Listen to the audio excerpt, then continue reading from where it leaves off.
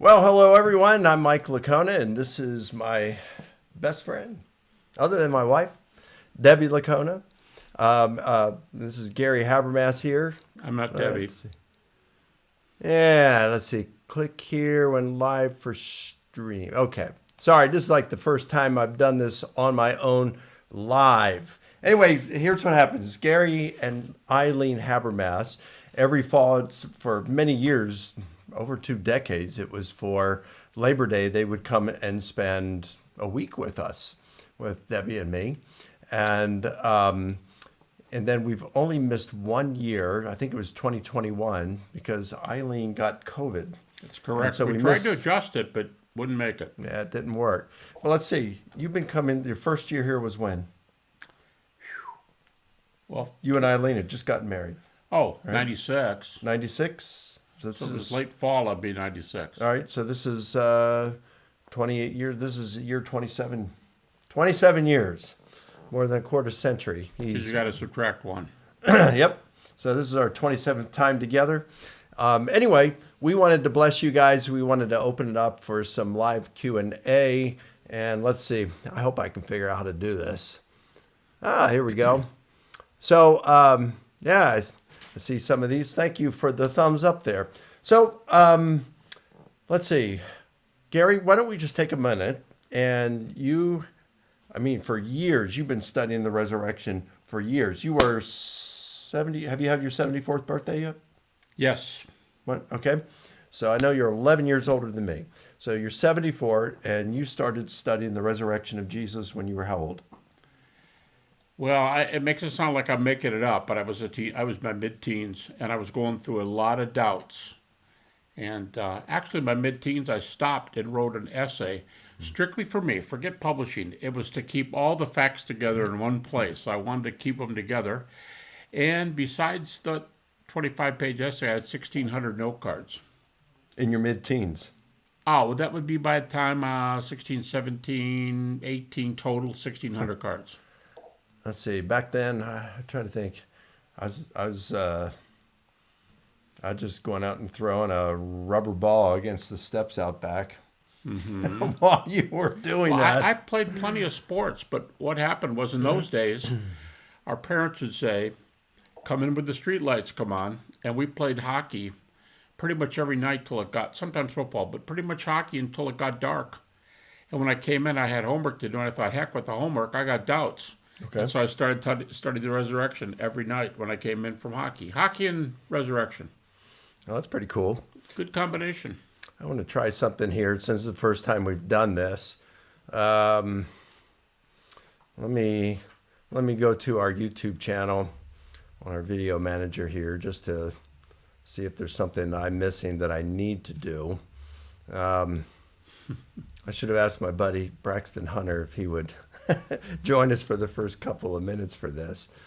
Or David Wood, who's the master of this kind of stuff. Yeah, where are we when they need them? All right, hey, Pelagia here.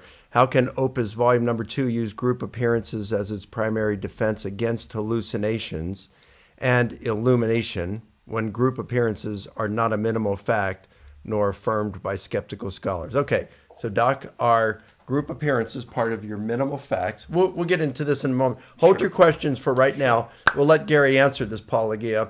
But then everybody else, hold your questions for right now. We'll get to it. So are the group appearances part of the minimal facts? And do skeptical, non-believing New Testament scholars grant them? They're definitely part of the minimal facts because the minimal facts start with data, with the early creeds all the way up through at least the epistles of Paul. We use the gospel. Hold on a second. So what's the criteria for it to be a minimal fact? Okay, a minimal fact by definition is an historical fact for which there are enough detailed pieces of data to describe something according to the canons of historicity. Now, we'd have to talk about that, what makes an historical fact. But the first criteria is not skeptics agree or historians agree. Never has been.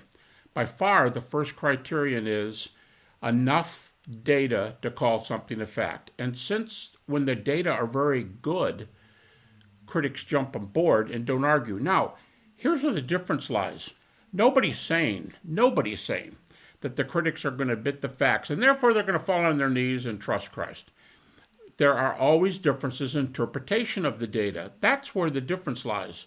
But you have the data for the facts, and then you have that when enough facts coalesce to call something historical, virtually everybody jumps in at that point for the 6 events that I call minimal facts. And by the way, contrary to much popular opinion, the empty tomb has never been one of my 6 minimal facts.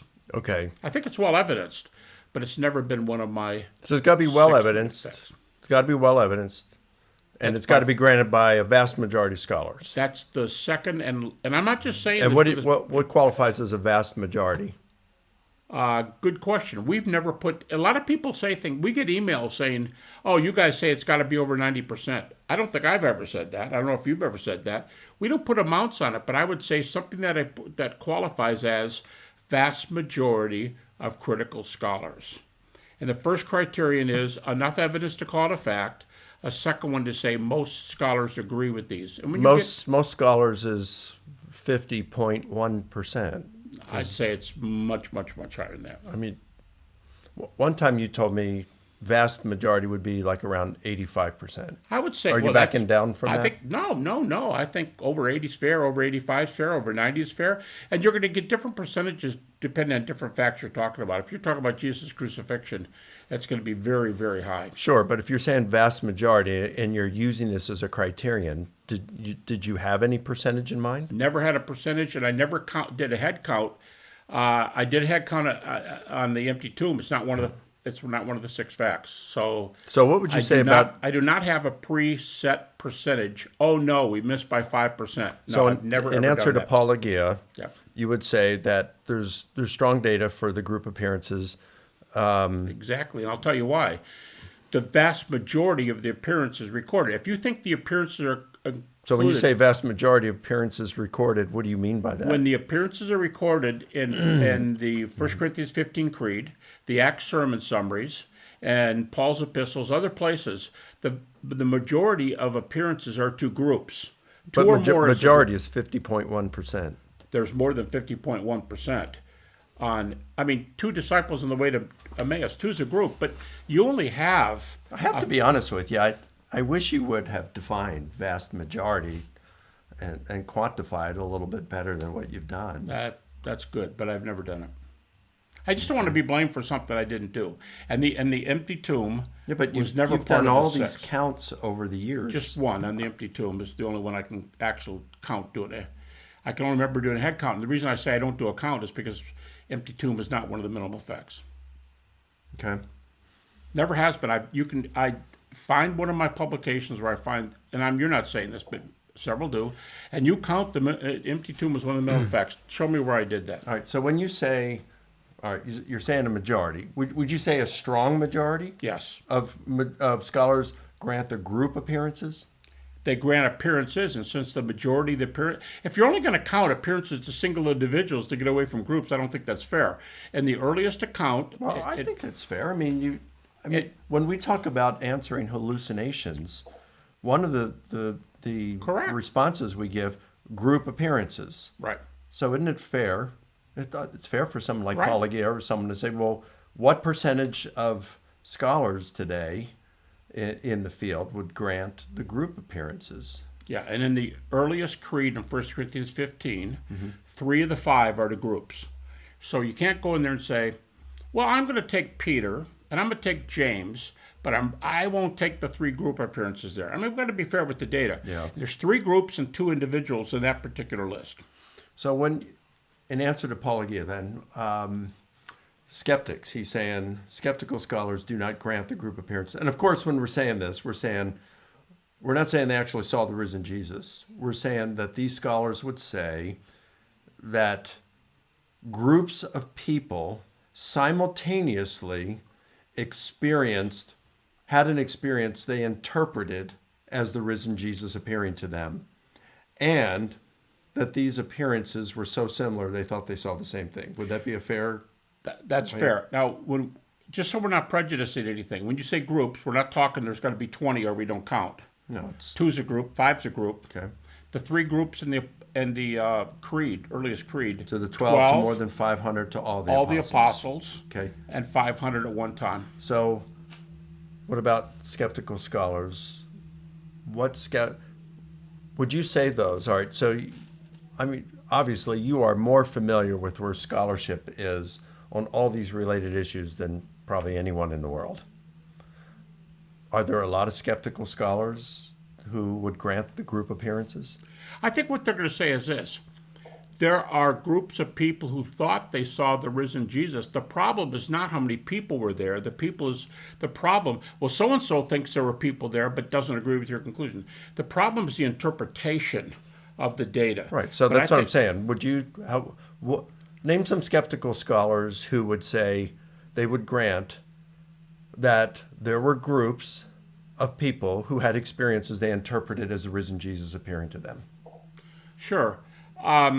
Ed Sanders is in a group who says, Ed Sanders, he called himself a liberal, taught at Oxford and Duke, and he said that appearances, here's how he says it.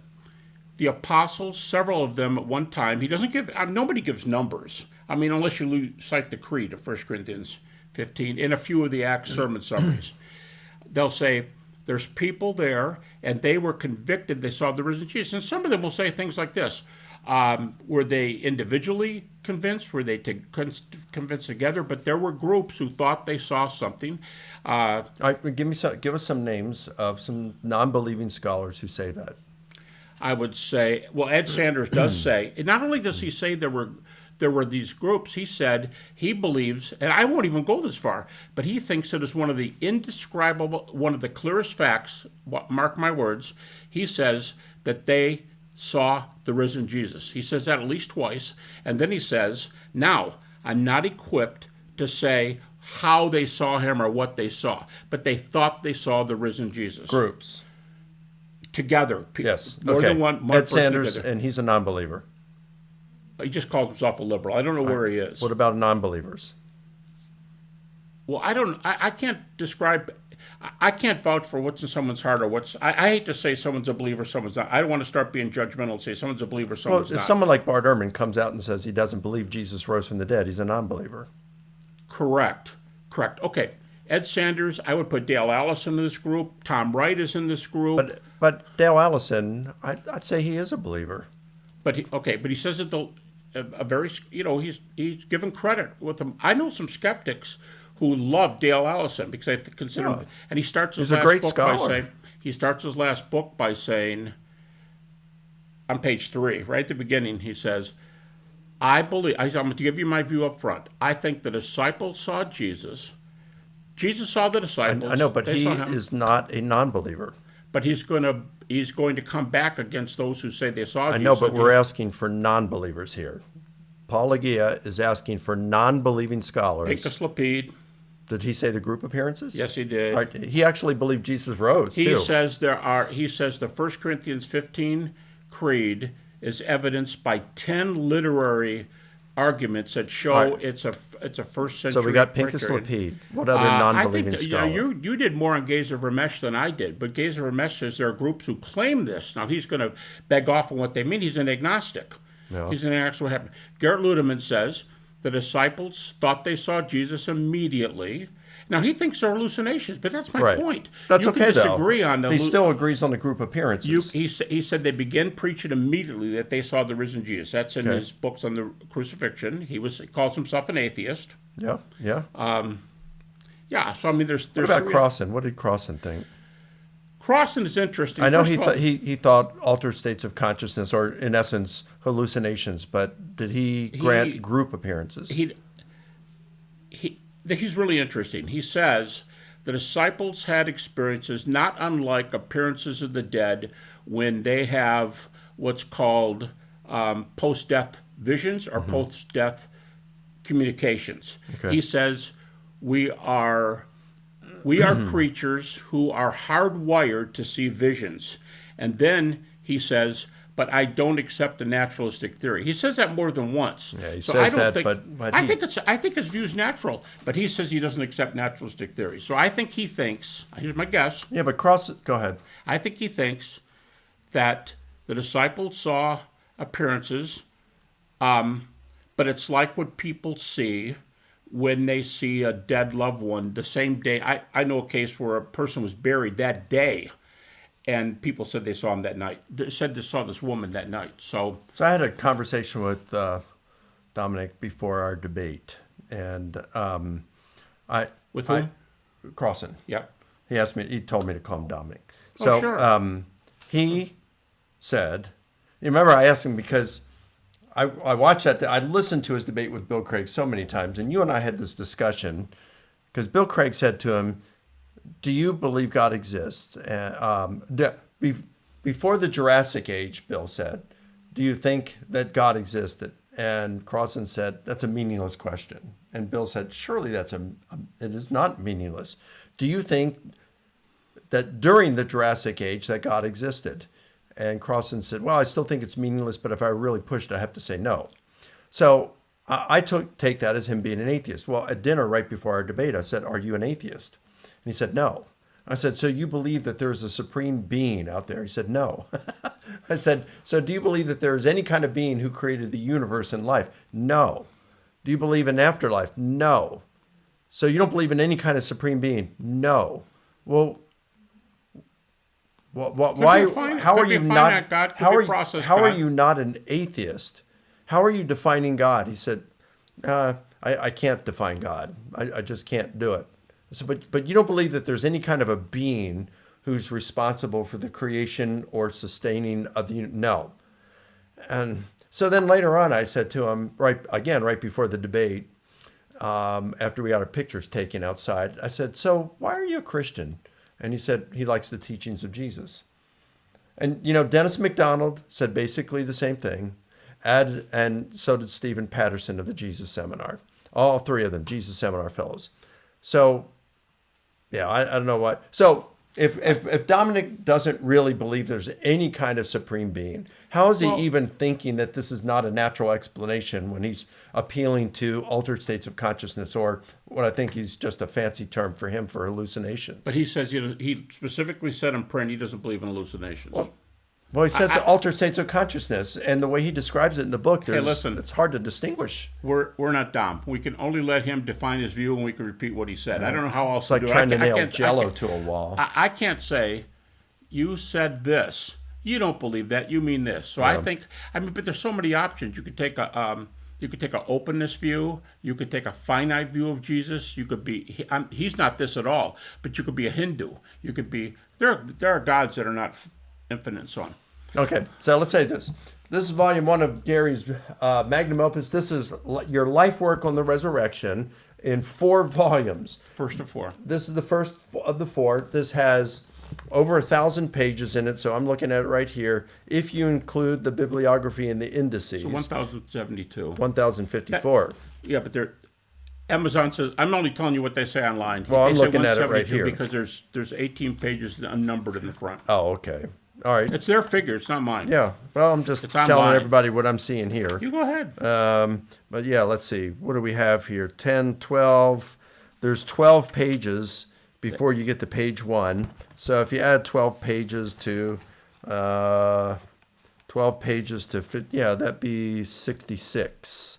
1,060. That's pretty good. But if you get rid of or don't count the bibliography and the indices, you're still looking at 1,015 pages. Volume 1.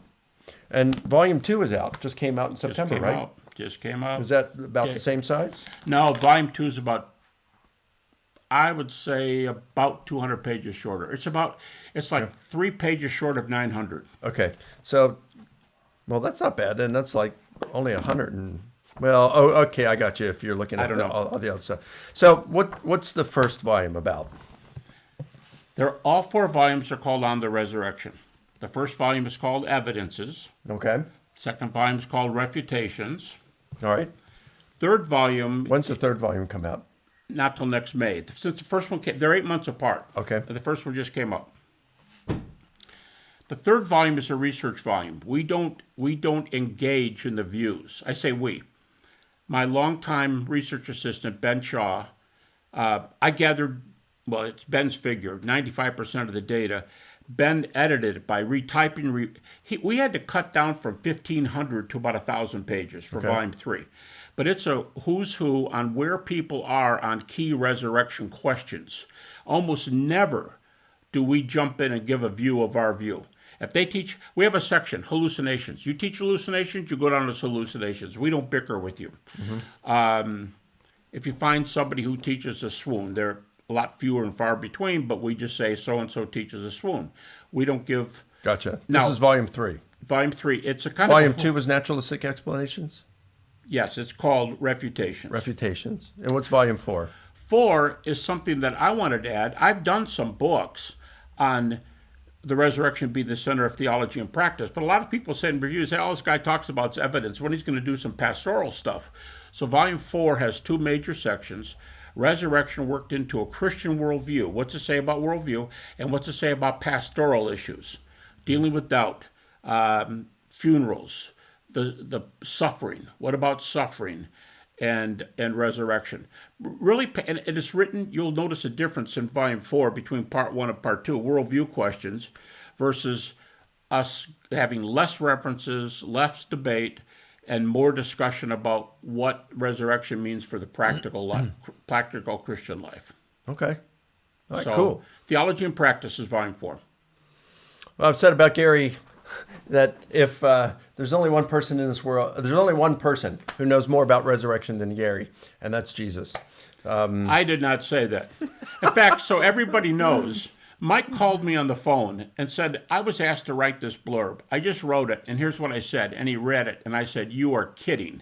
And he said, no, I'm not kidding. I wrote that. I said, you're really going to send that in? You shouldn't send that in. He goes, already done. I pushed the send button before I called you. So, you know, he's a great friend. He's being very kind, but I did not say that. And I wouldn't say that. In fact, give Mike some credit. I said to Mike, Mike, you got Peter, you got James, the brother of Jesus. What do you do with these people? And he goes, for crying out loud, those people were martyred in the 60s. Do you think do you think stuff on the resurrection stopped in 65 AD?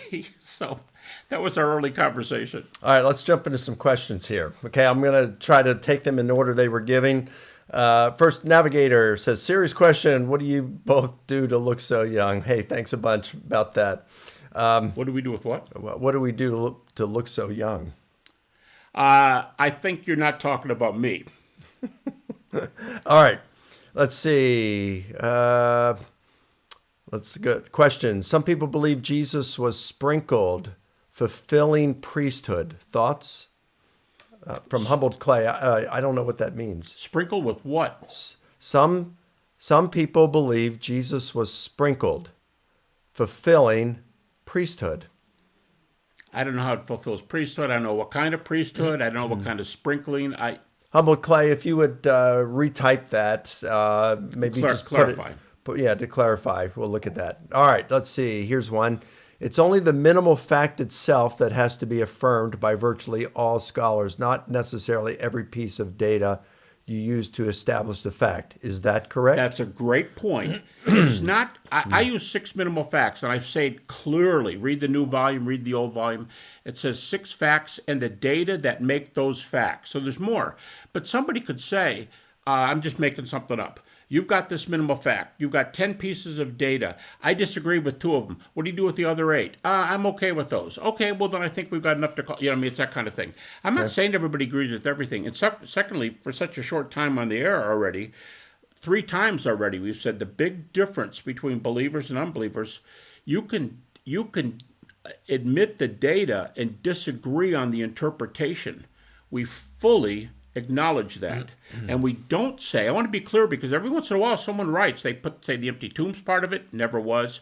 They'll say, somebody did write to me, more than one somebody, and said, there's no way the critical scholars admit the resurrection. You say they admit it. No, I don't. I don't say they admit the resurrection. I let them define themselves. Yeah. But they can disagree with, and if they say they don't believe it, I take them at their word. That's why I was a little bit slower earlier about trying to say what's in their heart and where they go on this. Okay. So we have facts, but we disagree on interpretations. All right. Matthew R., thank you for the super sticker. All right, let's see. Oh, hey, thanks, Paul Agia, for the super chat. Appreciate that, man. Really do. All right, let's see. What else do we got here? All right, Luke Bowman asks, ever had anxiety about not being in the right church? If so, any advice? I'm very open about this. I'm a 60s guy. I've said many times, I say to my own graduate students, I say to my own school, I don't shy away from this. I don't think the name on your church is anywhere near as important as where you are vis-a-vis Jesus. One of my best friends is a Greek Orthodox priest with, by the way, he's Russian Orthodox with a PhD in philosophy. And we had a discussion one time, and he said, I totally agree with you. It's not if you're Orthodox, if you're Protestant, if you're Catholic. It's what do you do with Jesus? Where are you in your heart, not what sign is over your door. I believe that with all my heart. Does that do it, or is there more to it? No, that's it. As far as my thought on it, yeah, in terms of denomination, I don't care about that. But I'll tell you something. This was when I was in graduate school back in the fall of 1985. My main professor back then was Ron Sauer, who was F.F. Bruce's final doctoral student. And so Dr. Sauer had maintained contact with F.F. Bruce. And I asked if I could ask Professor Bruce some questions. And he said, sure. And he gave me his address. And I wrote him. And hey, I was, when you're in grad school and stuff, you're still young, whatever. I was 24 at that point. You didn't even expect people to respond. No, I mean, there's no email, right? I mean, this is probably what, 1985, 1984, something like that. And I asked him, I'm still trying to figure things out. I'm growing in my faith, all this. And I said, hey, do you think Catholics are Christians? Are they going to be in heaven? Now today, yeah. So, and I said, what about Mormons and Jehovah's Witnesses? And Professor Bruce responded, and he said, well, I think Catholics are pretty much, the Gospels is pretty much the same, although they've gone a little off track with some things historically. So he says, I really don't have problems with that if they're really following the Gospel. He said, with Mormons and Jehovah's Witnesses, that's a little bit different. He says, I think we're going to see some Mormons and Jehovah's Witnesses in heaven. But then he turned it on me and he says, take heed to where you stand. I thought, you let him to take a stand lest he fall. Huh? Yeah, I thought, that's pretty cool.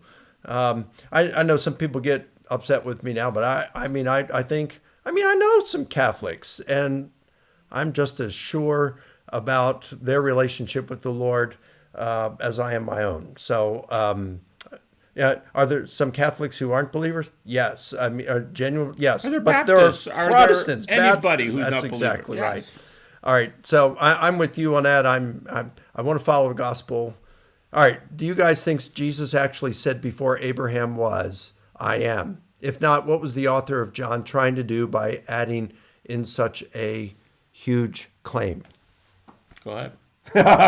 Well, yeah, a lot of people don't like what I say about this, but so that's why you're talking. Yeah, it's like, but that's okay, I don't claim to be right on all these things. No, I am just trying to. I want to get it right. Yeah. But where I am right now,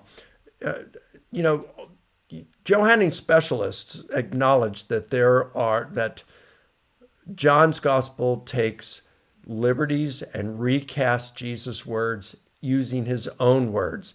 I mean, I could go on. You got Darrell Bach and others that say John often took what Jesus said implicitly, and he recast it as Jesus saying explicitly. And you've got Craig Blomberg, who is a Johannine scholar, who's more conservative than I am. And Blomberg says that he'll say that when it comes to what did Jesus say, the things reported in John's gospel, he likes to talk about it like the Jesus seminar. casting these beads in there. So red means Jesus said these things. Pink, Jesus said something like this. Same message. He's communicating the message. And then there's gray. Jesus Probably probably communicated the idea. And then black, he said nothing like this. Yeah. And Blomberg says that the Gospel of John has, I think he says, a few red, much pink, some black, some gray, and nothing that can be shown to be black. So, I'd go with that and say, yeah, did Jesus say before Abraham was, I am? I don't know if he said that. I think that there's some reasons to think that, he may not have said that. But you mean literally? You mean straightforward? Yeah, literally with those words, because you don't find anything like a direct claim like that in the Synoptics, Matthew, Mark, and Luke, and even in John's Gospel, 2 chapters later, you have the Jewish leaders come to Jesus, the same city in which he said, "Before Abraham was, I am," and said it to Jews as well, and so they would have known that Jesus said this because the Jews had picked up stones to stone him. So the Jewish leaders would have known this. And they said, if you are the Messiah, tell us plainly. Well, wait a minute. If you're claiming to be Yahweh, before Abraham was, I am, and they're not going to be saying, well, if you're the Messiah, tell us plainly. They said, you're not even 50 years old. Yeah. So once again, the data could be there and interpretation could be different. I just think, but look, I do think Jesus claimed divinity for himself. And the reason I think this is because not only do we have some different claims like this in the Synoptics, like Jesus claiming to be the apocalyptic Son of Man of Daniel 7, who's going to be worshipped and served, but the earliest Christian leaders seemed, they certainly believed Jesus was God. Look at the Kenosis hymn in Philippians chapter 2. We could give a lot of stuff. What on earth or in heaven, Romans 10:9 and 13, what on earth or in heaven would have led them to this view, these pious monotheistic Jews, to arrive at this belief that Jesus was God's uniquely divine son? If God has divine DNA, Jesus shares in it. What would have led them to believe this if Jesus himself had not made such claims? Let me jump in at that point. Okay, John 8. I'd rather take that later one that you just brought up and do this. I just told PhD students last week, my class, I just said this. When I do surveys, informal things, what are the best verses for the deity of Christ? And they'll almost always say John 8:58, Romans, and John 10:30, I and the Father are one, and they took up stones in that passage. I'll say, look, whatever you do with 8 and 10, I don't think they're anywhere near the best verses. I would say the best texts are some of these. Matthew 11:27, the Johannine thunderbolt, or what's Witherington call it? The meteorite. Johannine lightning strike. Meteorite. Yeah. Mark 13:32. Yep. I'm the Son of God, and he says he's son of the Father in that context. But he says, I don't know when I'm coming back. No one knows the time of my coming. Not even the angels in heaven, nor the Son, but only the Father. To which a lot of theologians said, boom, for boom, crying boom. out loud, if you're going to say the Son of the Father, say you're the Son of the Father, but don't say I'm the Son of the Father, I don't know when I'm coming back. Yeah. But it's there. I think the key, Abba is worth talking about in Mark. Maranatha. Now that's early church. Well, if you put that Aramaic and say it's in Jesus' mouth, that's another one. I think the best text is by far not John 8, not John 10. I think it's Mark 14:61-62. Are you the Christ, the Son of the Blessed One? One? Decent one. And he says, ego eimi. I don't think, first of all, that's Greek. Jesus probably didn't say it in Greek almost for sure. But I don't think that's the I am of Exodus 3. Just settled that. But he affirms it, yes. Secondly, he says, Son of Man. If the high priest wanted to jump in, he could say, whoa, whoa, whoa. According to the book of Psalms, you're the Son of Man. I'm the Son of Man. I ask you if he's Son of God. No, when Jesus said he's the Son of Man, he starts getting upset. He says, coming on the clouds, seated on the right hand of God, where Son of Man. Now, I know Baucham's recent Volume 1. He makes some really good points. But the Son of Man in 4th Ezra and hold on a second. We're just getting we're probably going into this more than we Okay, need I'll to. end by saying, I'll say the best text is Mark 14:61 to 64, because when he said seated on the right hand of God, he crossed the line. Go to my YouTube channel, type in, I think it's Did Jesus Claim to Be Divine or something like that. I've got a whole lecture on it. I also had a debate several years ago with Dale Martin, who died, I think, last year. Yale. Yeah. We had two debates. I liked Dale. We had a good time together. We maintained our friendship to the end. Anyway, we had a debate on did Jesus believe he was divine or claim to be divine. You can see that there. All right.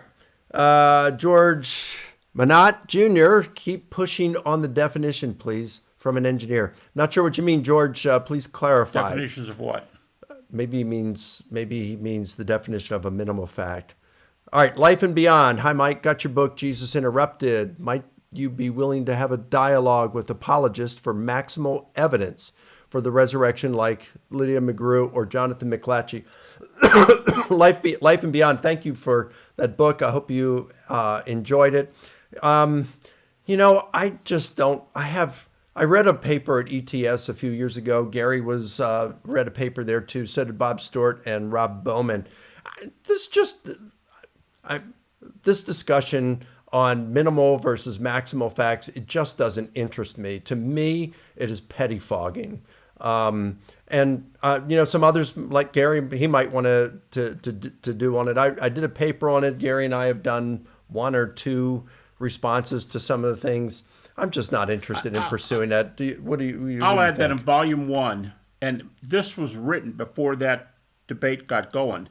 But in volume 1, there's 600 pages on the minimal facts. To show we're open and we think different strokes for different folks, there are different ways to get there.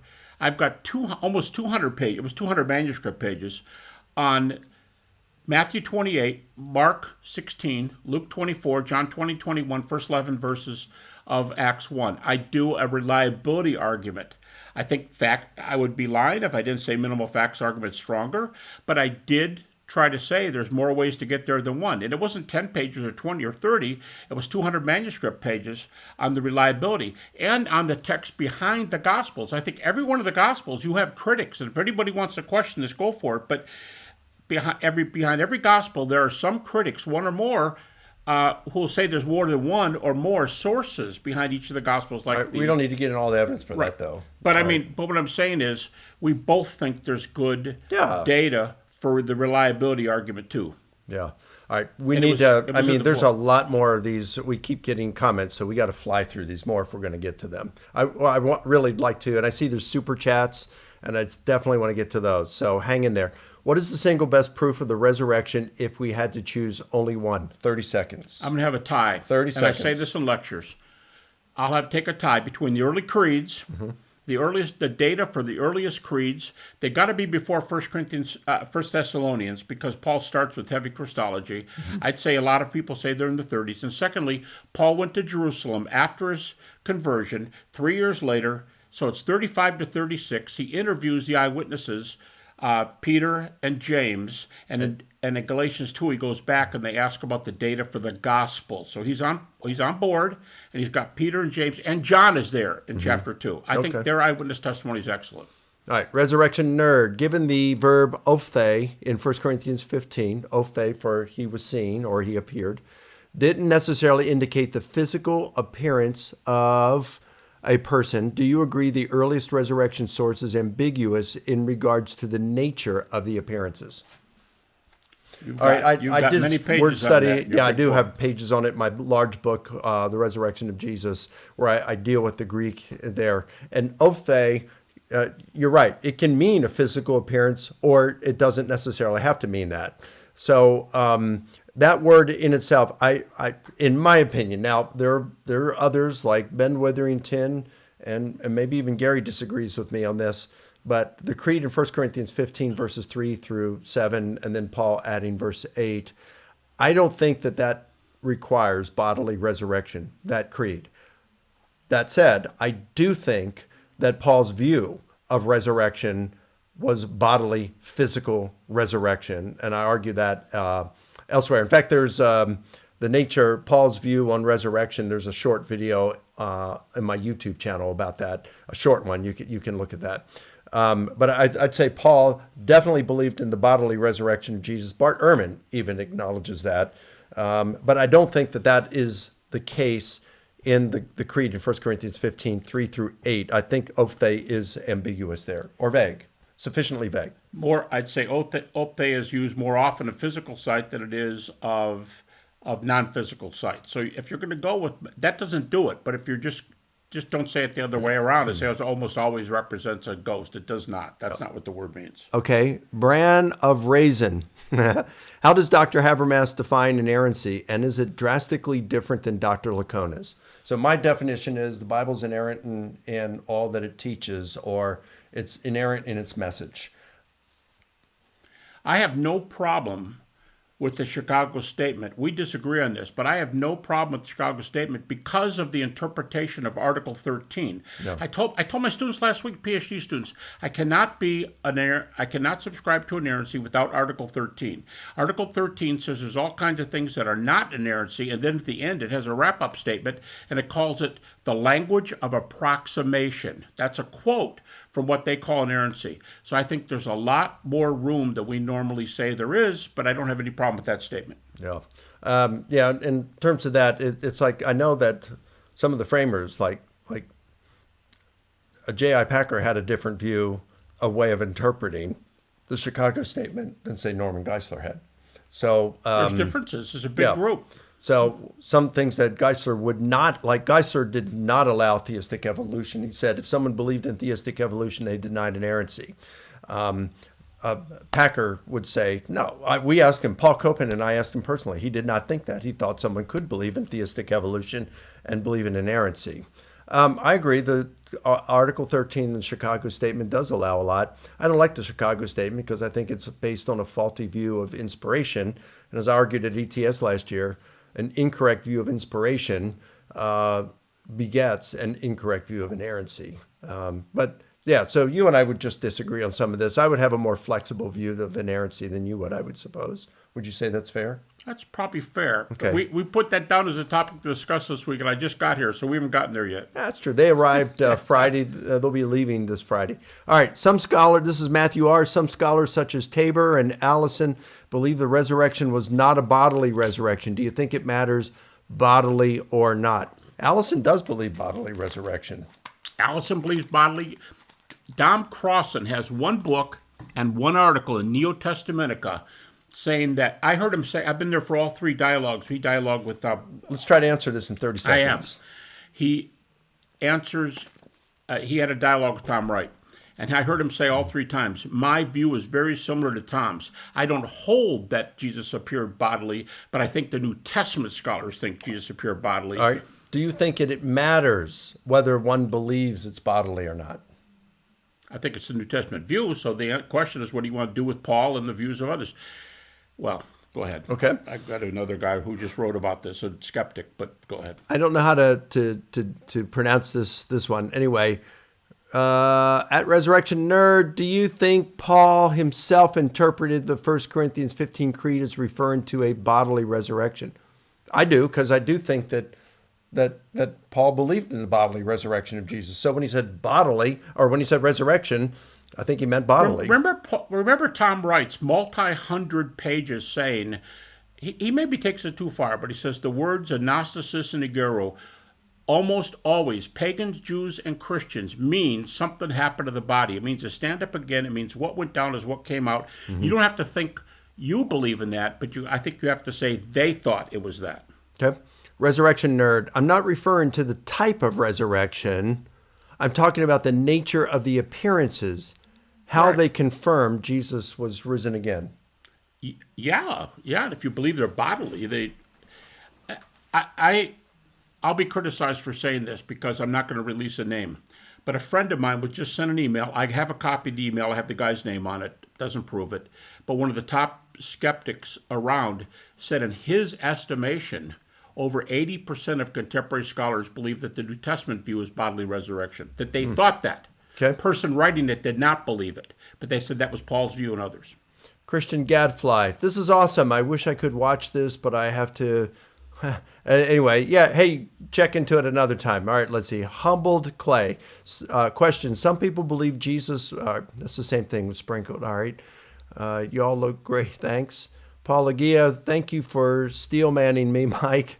I've got to go, but we'll send a few super chat questions that I will listen to answer later. Ignore it if too many. All right, thanks, Paula Gia. I hope you're doing well. All right, Humbled Clay again. Sprinkled at his baptism, fulfilling all the requirements for the priesthood. Do you think that John the Baptist baptized Jesus by sprinkling him? All I can tell you, It said he came up out of the water. he went into the water confessing their sins, was John's baptism, not Jesus. Jesus didn't sin. But in John, when he baptized people, they entered the water confessing their sins. The primary meaning of baptizo, the first definition, Yep. it can be different, but the first definition is to immerse. Yep. And in the early churches in North Africa, for example, they have baptismal tanks with steps going down in them. Just like, that didn't prove anything except that it's a carryover from the earliest view, I think. Yeah. You can believe otherwise, but you have to do with what the script, what the words say. Yeah, and it's interesting. In Didache, it talks about how, if Yeah. the preferred way of doing it Yeah. would be through living water, right? River water that's running. That is living water. Oh, okay, So if it'd be it's like moving. a river or the Mediterranean Sea, Aegean Sea, or something like that, and Or- cold, if possible. Or still, but it's still got to be for outdoors and whatever. Yep. And then if you couldn't get that, then you could pour. He's got a So list I think of it's them. kind of funny. Today you've got heated baptistries. He goes all the way down. I think he might even allow like sprinkling, but he says if you have to do it this way for crying out loud. Yeah, he's got this line of how to do it. Yeah. In the Didache. Now, I'm looking at Mark chapter 1, verse 10. It says, immediately coming up out of the water. So it seems like they're talking about being immersed And there. it says also going down into the water, they confess their sins. John's candidates early before Jesus came. Okay. All right, let's see. Jeff Lesueur, I'm sorry if I mispronounced that. Is there any minimal facts argument supporting the consecrated by the Holy Spirit virgin birth? Are there any minimal facts argument supporting the consecrated by the Holy Spirit virgin birth? Well, let me just ask you this. Virgin birth is not a minimal fact. It's not in the minimal facts. Now, if the point is, in some creeds, the minimal fact shows he's Son of God. We already made comments. You can get there many other ways, Mark 14 and other passages. So, but I cannot claim that there's anything about the virgin birth in any of the minimal facts. Best books on the reliability of the New Testament. Ben Shaw, our friend, just came out with one. What would you say? Is that entry, intermediate, or advanced? Ben's? I'd say it's Would that more be a than- oh, it's- first book to pick up? It's a good first book to pick up. It'll stretch you a little bit, but it's better to first, maybe intermediate. Okay. And Ben would say that he does it for lay people. Yep. And you know what? Mike's not speaking up for himself, but Mike's got a great big resurrection book arguing the minimal facts. And his last two major books do reliability arguments. Well, no, they don't do You- reliability. No, but you're arguing for other data. It doesn't depend on minimal facts. There's other Well, data like Gospels. I'm talking about, I do think that both books show that if you're going to use contradictions to undermine the matter of the reliability of Scripture, you can't do it. It doesn't work. That's what I It think. doesn't disallow the data. No, right. So you still have to build. My last two books on gospel differences doesn't build a positive case it for doesn't build a case. reliability, but it does address one of the major objections to Correct. reliability. That's Now, a I better- do have that's an a better article. way to say it. I do have an article that's not an intermediate, be more of an advanced argument for reliability, and that's something I'm trying to work on in terms of the foundation. What do we mean by reliability when it comes to But it's just ancient interesting literature? that you and Ben, Ben did his MA thesis PhD, and he's doing this reliability for sure. Yeah. You're defending Gospels on other grounds, and you got this book on reliability. How do you think Ben's book compares to, let's say, Peter Williams' book on reliability? They're both published by the same company too. Okay. I think Ben has more variety. He has over a dozen arguments. He probably doesn't get Pete's into book is good. Each book is good. Ben doesn't get into the manuscript depth as much. He's an historian. His PhD is in philosophy of history. So you're saying they kind of have different. They- So Peter Williams' book on reliability, Ben Shaw's book just called Reliability, And I think Craig Blomberg. yeah, that's the one. I mean, I think for an advanced, His big one, the intermediate to 850-page advanced book. Yeah, are the Gospels historically, or no, it's called The Historical Reliability of the Gospels. That's an excellent He's got book. the one on John too. Yes. And Jesus the Purifier, that just came out, and that's on John and some reliability. But yeah, he's got the Historical Reliability of John's Gospel. Excellent book. All right, let's see. Julie Scaving, my friend and dear sister, this is both fun and education, even for a less than bright follower. Thank you for sharing your interaction. She's one of the godliest women I know. And thank you for your example, Julie, and how to maintain a godly attitude in the midst of suffering. You are an inspiration. Humbled Clay, and thank you both for doing this. Love you both. Hey, make this a habit. Okay, thanks, Humbled Clay. We'll try to remember and do this every year when he comes. Do it yourself craft Q super sticker. Hey, thank you for doing that. Appreciate it. Hippo character with stars growing in his eyes. Maybe you mean glowing. Pumping his arms in the air with the word hype pulsating above him. Not sure what that means, but thank you. All right, let's see. Question. Besides you two greats, who are some of the most respected resurrection scholars, apologists in your view? Resurrection scholars. Well, you got to say Tom Wright and Dale Allison for resurrection scholars, Sure. but they're not claiming to be apologists and out there. I would have to say they both are. You've got a great book on it. There's other people who are doing it. We had a Ben book. Shaw. I mean, Ben. He's He's up and coming, but he probably knows resurrection. I mean, you know it better than anyone. I feel like I know it pretty well. You do. Ben, I think he's probably close to where I am. He's very active. Don't mess with him. He's,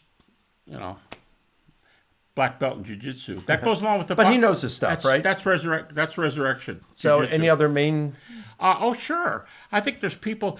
Mike and I did a book. What do you think of Andrew Luck? We did the case for the resurrection with almost 100 pages on naturalistic theories. Now, my big one's on that. But we're talking about others here. Others besides us. Yeah. So almost most books on reliability. Barrett. we're talking Barnett. about resurrection. Right. Barnett has a number of stuff on the early creeds and how it points to the deity and resurrection of Christ. Okay. I think there's a lot of stuff out there. So, of course, William Lane Craig. And his book that was with, The Sun Rises, but then his academic book, Too. Assessing the New Testament Evidence for the Resurrection of Jesus, published by Mellon Press. Well, that is coming out, if it's not already, with Whiffenstock, and that is an excellent book. So that's one definitely worth 50 getting. pages on the early creed in 1 Corinthians 15. Got some really good stuff. All right, let's see. Humbled Clay on a 32-inch screen. It's like y'all are sitting in my living room. Love it. Glad to hear that, Humbled Clay.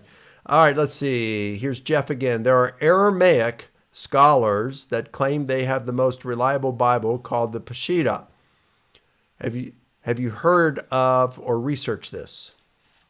It's not my area. That's not my area either, but the most reliable Bible? I mean, really, let's face it, the New Testament was all written in Greek. I mean, there's some questions about Matthew, maybe in Hebrew or Aramaic at first, but that's probably not the Matthew that we have today. So that sounds to me like it's going down the wrong path. You're a New Testament guy. Yeah, let's see. Do-it-yourself craft Q. Do you know the work of Dr. Grocott, the chemist? I love his view of young Earth. Do you believe in young Earth? We're both looking at each other. I'll just say, look, it's not my lane. I lean toward old Earth. Okay, I just do. But this is not my lane, and for me, it doesn't matter. It's not mine. I'll tell you what. I just moderated a debate between Hugh Ross and Marcus Ross, a young earther and an old earther. So I think it should be discussed. I think it's a 4 or 5 views question. All right, Carlos, do you think Mark 6:50, specifically where it says, "Take courage, it is I," can be considered a divine claim, since the Greek technically says, "I am"? What do you think? Which text? This is Mark chapter 6, verse 50. I think that's where Jesus is walking on water, which if I thought he said 16. 6. No, he He said said 650. Okay, sorry. They saw him and were terrified. Okay, now, all right, this is a good question. So, here's what this is interesting, Carlos. So you got Jesus. He sends his disciples. This is after feeding the 5,000. They are crossing the Sea of Galilee, and a storm comes up. So now they're kind of frightened, and they see Jesus coming, walking on water. Now this is really interesting. He says, he came to them walking on the sea, and he intended to pass by them. But when they saw him walking on the sea, they supposed that it was a ghost and cried out, for they all saw him and were terrified. But he immediately spoke to them and said to them, "Take courage, ego eimi, it is I, do not be afraid." I know some people like to say that ego eimi, it is the I am there, but Jesus says that elsewhere, and I think some of the disciples on some occasions use the ego eimi. So just because they say that doesn't mean they're making a claim to divine claim there. That said, I think it's really interesting. Richard Hayes, in his book about, I think it's Echoes in the New Testament, something like that, he mentions this text. And of course, the Old Testament says that it is God who walks on water. And so here you've got Mark having Jesus walking on water, and then it says, and I think it's in Isaiah where it says God is walking on water. And in Isaiah, when it says it, it's just a few verses later, it says, and he intended to pass, or God passes by them. And it's like, I think, and Hayes says that Mark has this text in mind. So he's trying to call attention to this, and so as an allusion to the Old Testament text in Isaiah, that by Jesus walking on water, he's trying to signify this is a divine claim. And, we got to come back to this thing about deity of Jesus. One of the arguments, I think, when you see the Gospels as ancient biography is, as Plutarch says, you're trying to illuminate who the character of this person is through their words and deeds. And so it starts off, as Isaiah the prophet said, the voice of one crying in the wilderness, prepare the way of the Lord, make straight his paths. And here you're thinking it's Jesus preparing the way for God, but no, it's John the Baptist preparing the way for Jesus. Mark is taking a text that refers to God and he's applying that to Jesus. Well, from the very beginning there, he's suggesting Jesus is God. Chapter 2, Jesus Forgive is sin. Yeah, he forgives sins, which the Jewish leaders called say blasphemy. It's blasphemy. Only God can do that. Chapter 3, I think this is where he expels some demons, and they talk about expelling demons, and Jesus gives that thing. Oh, they say it's Satan casting out Satan. And Jesus said, well, that's, no, it's like a strong man. If you want to rob him, you got to bind him. Then you can plunder his house of goods. Well, Jesus saying his exorcisms is he's binding Satan and is now plundering his kingdom of goods, of souls. So that's like 3. And then he walks on water. He stills the storm. He raises the dead. All these things that God does. And walking on water here, he intended to pass them by. Well, that's kind of really strange. Why would he pass them by? But if you take it in light of Isaiah, God passes them by. Mark is trying to say here through Jesus' deeds that he is God.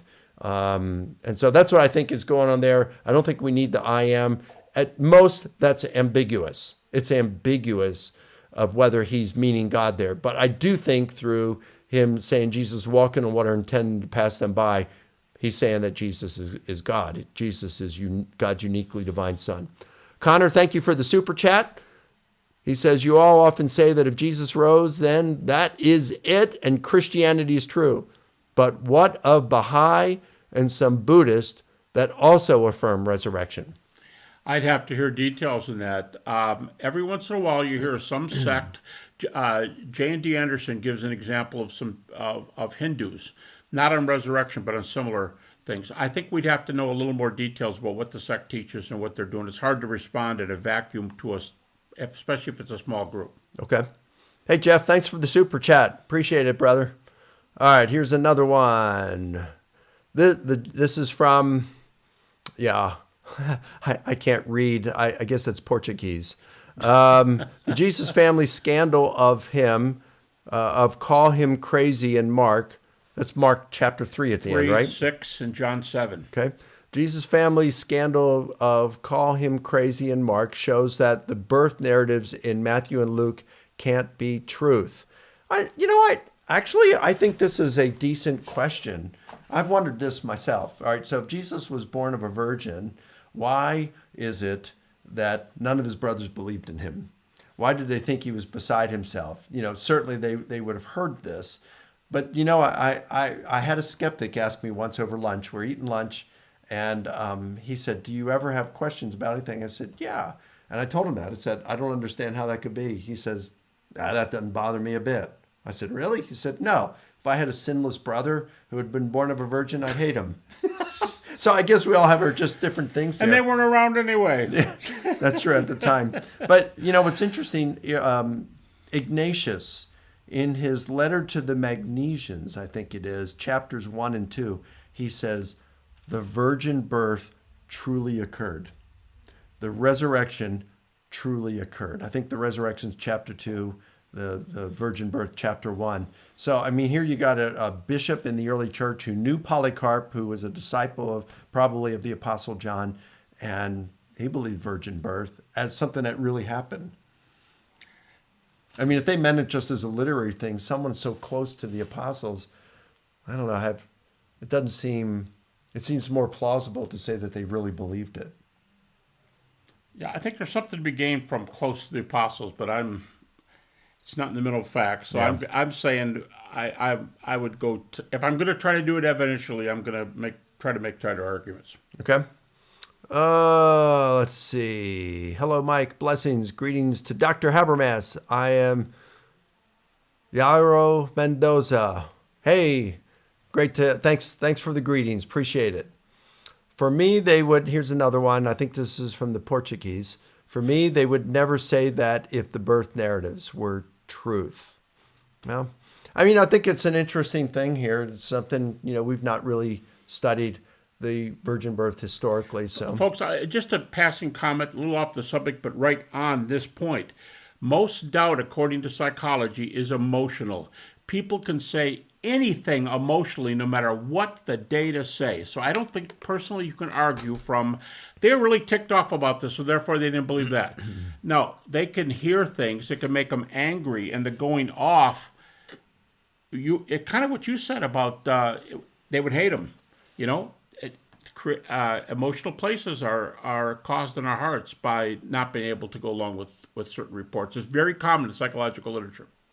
All right, Resurrection Nerd, follow up to that. Without reading the Gospels and Acts into the text, how do you know 1 Corinthians was referring to appearances before the ascension versus all occurring afterwards?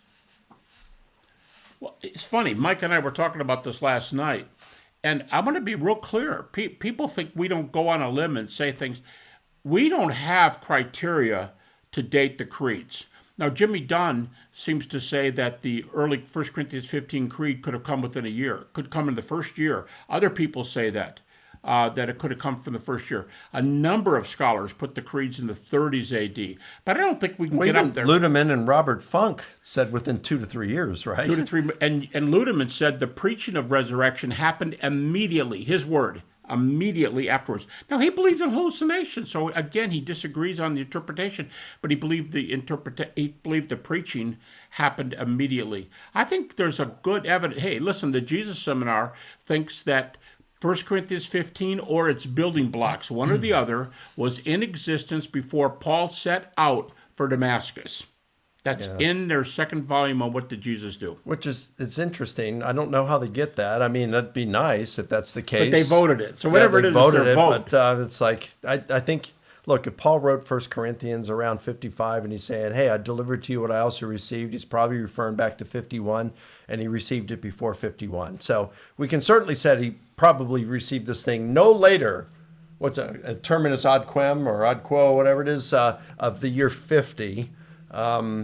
And he's getting it certainly from the apostles or someone certainly he deemed credible. So I'm going to say it by goes the, back to the alleged eyewitnesses. which is 35 to 36, Yeah. and his trip to Jerusalem, which that's why I said it was tied for first place with the creeds. Yeah. All right. So let's see what Joe Powers. So the Gospel of John seems to imply that there was some dispute about Jesus being a bastard son among the Jews and opponents. I've heard you guys say that Luke used Mary for his infancy story. You haven't heard me say it, or if I said it, I have. I don't remember saying that. I know 'Cause I've really never said haven't. it because that's not my material. Yeah, I don't write about that. I'm not going to say yes or no. I don't know. I mean, he may have. He's seeking out eyewitnesses and those who knew the eyewitnesses, so maybe he did, but I don't know that we can know that. Connor, y'all should do this more often than you could afford to spend a long time on some questions. P.S. Thanks for your work and may well not have become Christian without y'all work. Well, thank you, you. Connor. Great to hear that. Apologetics 101. Hello, everyone. Hello, Apologetics 101. All right, Joe Powers. And also, Matthew had infancy narratives. What is the consensus on Luke, Matthew having actual sources for this? This is in reply to the man above saying if Jesus was crazy, etc. in Mark's gospel. I started this broadcast really early saying I think there are texts behind every one of the likely, fairly likely, more likely degrees of plausibility behind every single gospel, like the passion narrative, pre-passion narrative in Mark, which Rudolf Bultmann admitted at least in part. I think there's reason to, there could be a miracle source behind John. Very common. The Jesus Seminar, they rejected it, but they considered it strongly, a miracle source behind the fourth gospel. Luke says he interviewed eyewitnesses. What do you do with the fact that there's Q? Verses in Matthew and Luke, not in Mark. That's a source. What about M, the source that Matthew had alone? Luke, L. There are at least 5 major gospel sources. M, L, Q, John. So there And are Mark. early... And Mark, Q, M, L, John. John. And the conclusion is that the overall genre of the New Testament is Greco-Roman bios. I think that... Of the Gospels. Of the Gospels. What did I say? New Testament. Oh, sorry, Gospels. And you put those together and it has the marks of... Look, Greco-Roman writers made all kinds of misstatements. We don't have to agree with everything Yeah, but they said. also put some fiction in there too. I mean, you could blend various genres. But it shows that it was serious, and they had sources before. Maurice Casey, and Crossley, James Crossley, put the Gospel of Mark about 38 A.D. and Casey dates Matthew. Well, he's deceased now, but he dates Matthew about 50 A.D. So there are skeptics, they're both agnostics. They date the material early because there are signs like this. Okay, Michael Beverly. Let's ask the serious question. Will the Braves make the playoffs, Mike? Hey, Gary, are you also a baseball fan? Hey, thanks, Michael. I hope the Braves make the playoffs, but they've had a tough year. They were expected to have a better team this year than they did when they won the World Series in 2021, but they have been plagued by injuries. And so it depends how they... I guess it just depends how they do with. Let me look at the schedule here. This is the last couple of days, right? Yeah, let's see. They play tomorrow, so they play today, and they lost today. So now it looks like they are tied with the Mets for the. Oh no, they're still ahead. I guess they've done better against the Mets than the Mets have done. So right now they're in it. It's just a matter of who wins tomorrow. So if the Mets win tomorrow, then the Mets go to the playoffs and the Braves get kicked out. If the Braves win tomorrow, well, then the Braves will go to the playoffs. You So folks that's wonder about interesting. how early we think the creeds are, but Mike scrambled and found the playoff results faster than he found the creeds. So that tells you where his heart is. Whoa. Well, that's interesting. Uh-oh. Oh, so there's a season-ending doubleheader tomorrow. That is going to determine who goes to the playoffs. No, last day of the season. So it's been a tough season for them. Thanks for asking. Gary, are you a baseball fan? Barely. I like the Tigers, but there's not enough body contact. I like hockey and football. If you played golf like Happy Gilmore, I might even look at golf. But right now, no, hockey and football. Okay, Apologetics 101. Mike Lacona, question: how would you defend the group appearances? Well, I would say, number one, the group appearances are mentioned in our earliest source, the oral tradition, the Creed in 1 Corinthians 15. And that's not the only one. Which would really go back to, well, for the group appearances? We have the Acts sermon summaries. Acts sermon chapter summaries, 10, yep. Acts chapter 2. And most scholars do think that those, even though that those aren't transcripts of necessarily what was said on those, that they do encapsulate the kerygma, the early and official apostolic proclamation. If I could stick in there with C.H. Dodd, who's maybe the top scholar on the Acts sermon summaries, he said, I'm not saying the exact words of Peter, but they came from that time. The apostles were around. They had their testimony. They had to have been working together there somewhere. Yeah. And then I would also appeal to, I'd say, look, I think we've got some decent evidence for the traditional authorship of the Gospels, at least for some of the Gospels. At minimum, Mark and Luke and John. Tell them about some of the majority things. Yeah, so I had a student, Joshua Pelletier. I supervised his master's thesis, and he looked at, it's not published because he's doing his PhD research now, and he's adding French and German to it, and plus expanding. But he looked at over 200 critical scholars writing in English since 1965 to see where they stood on it. Not everybody commented on it. They might say, well, this is what the majority say, but they're not telling their own opinion. Sure. So we just put them in a different category. So if you're looking at those who are actually commenting and say, I believe Mark, got his information from Peter, or I don't believe Mark got his information from Peter, or he possibly, or probably did not. A slight majority of critical scholars who actually opine on whether they believe it and give reasons, a slight majority of critical scholars think that the traditional authorship of Mark is correct and that Mark's primary source is Peter. I haven't done it with John. Oh, by the way, with Luke, I had another student. He's not following up with a PhD at this point. His name's Matt Hill, very sharp guy, and he did his master's thesis. I supervised it on Luke Acts, and he did over right at 200 critical scholars writing in English. He only did English since 1965. And yes, by far, the majority of critical New Testament scholars go with the traditional authorship of Luke Acts. And that goes for the reliability thing that we mentioned earlier. That counts for the authorship and for Greco-Roman bios and for some of the other things. The Gospels can't be ignored. I'm not talking about you. You don't ignore them. But they have to be counted in all these questions. And then when it comes to John's Gospel, I haven't done any research on that. Craig Keener, I've talked to Blomberg, and also Paul Anderson. It seems like a majority of critical scholars today, Johannine specialists, they don't take the traditional authorship of John seriously, but they do think that either a minor disciple of Jesus wrote John's Gospel or was the primary source behind that Like Richard Gospel. Bauckham. Yeah, so you still have, Richard Bauckham. So you still have Mark, Luke, and John are closely rooted in eyewitness testimony, and you've got the group appearances implied in Mark's Gospel, and you have them narrated in Matthew, Luke, and John. So let me add one thing. You asked earlier. You've got that in addition to the Acts source sermon summaries 2 and 10. the Creed in 1 Corinthians 15. So it's early and multiple independent sources. You asked earlier, I could give a lot more if given more time here on skeptics who allow the group appearances no matter what their view is of them. One more to add is Helmut Kirster, who says the closer we... Oh, and Norman Perrin, who said... the closer we get to the appearances, both of them said, the better the appearances go. And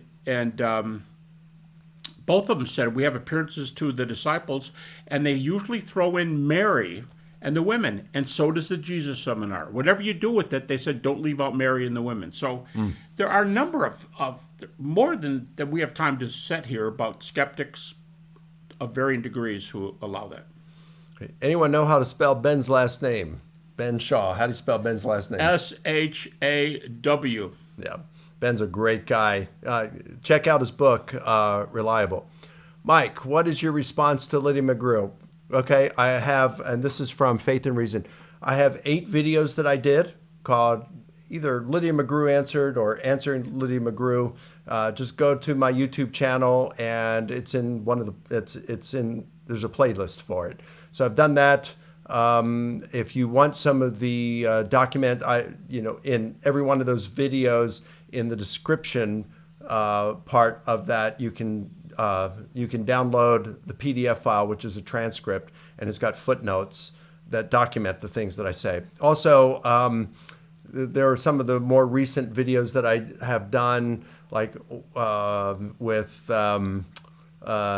Tim Stratton and Josh Klein, as well as some others where I answer some of the things of the pushback by the McGrews and Jonathan McClatchy and some others where I address those in there. So, all right.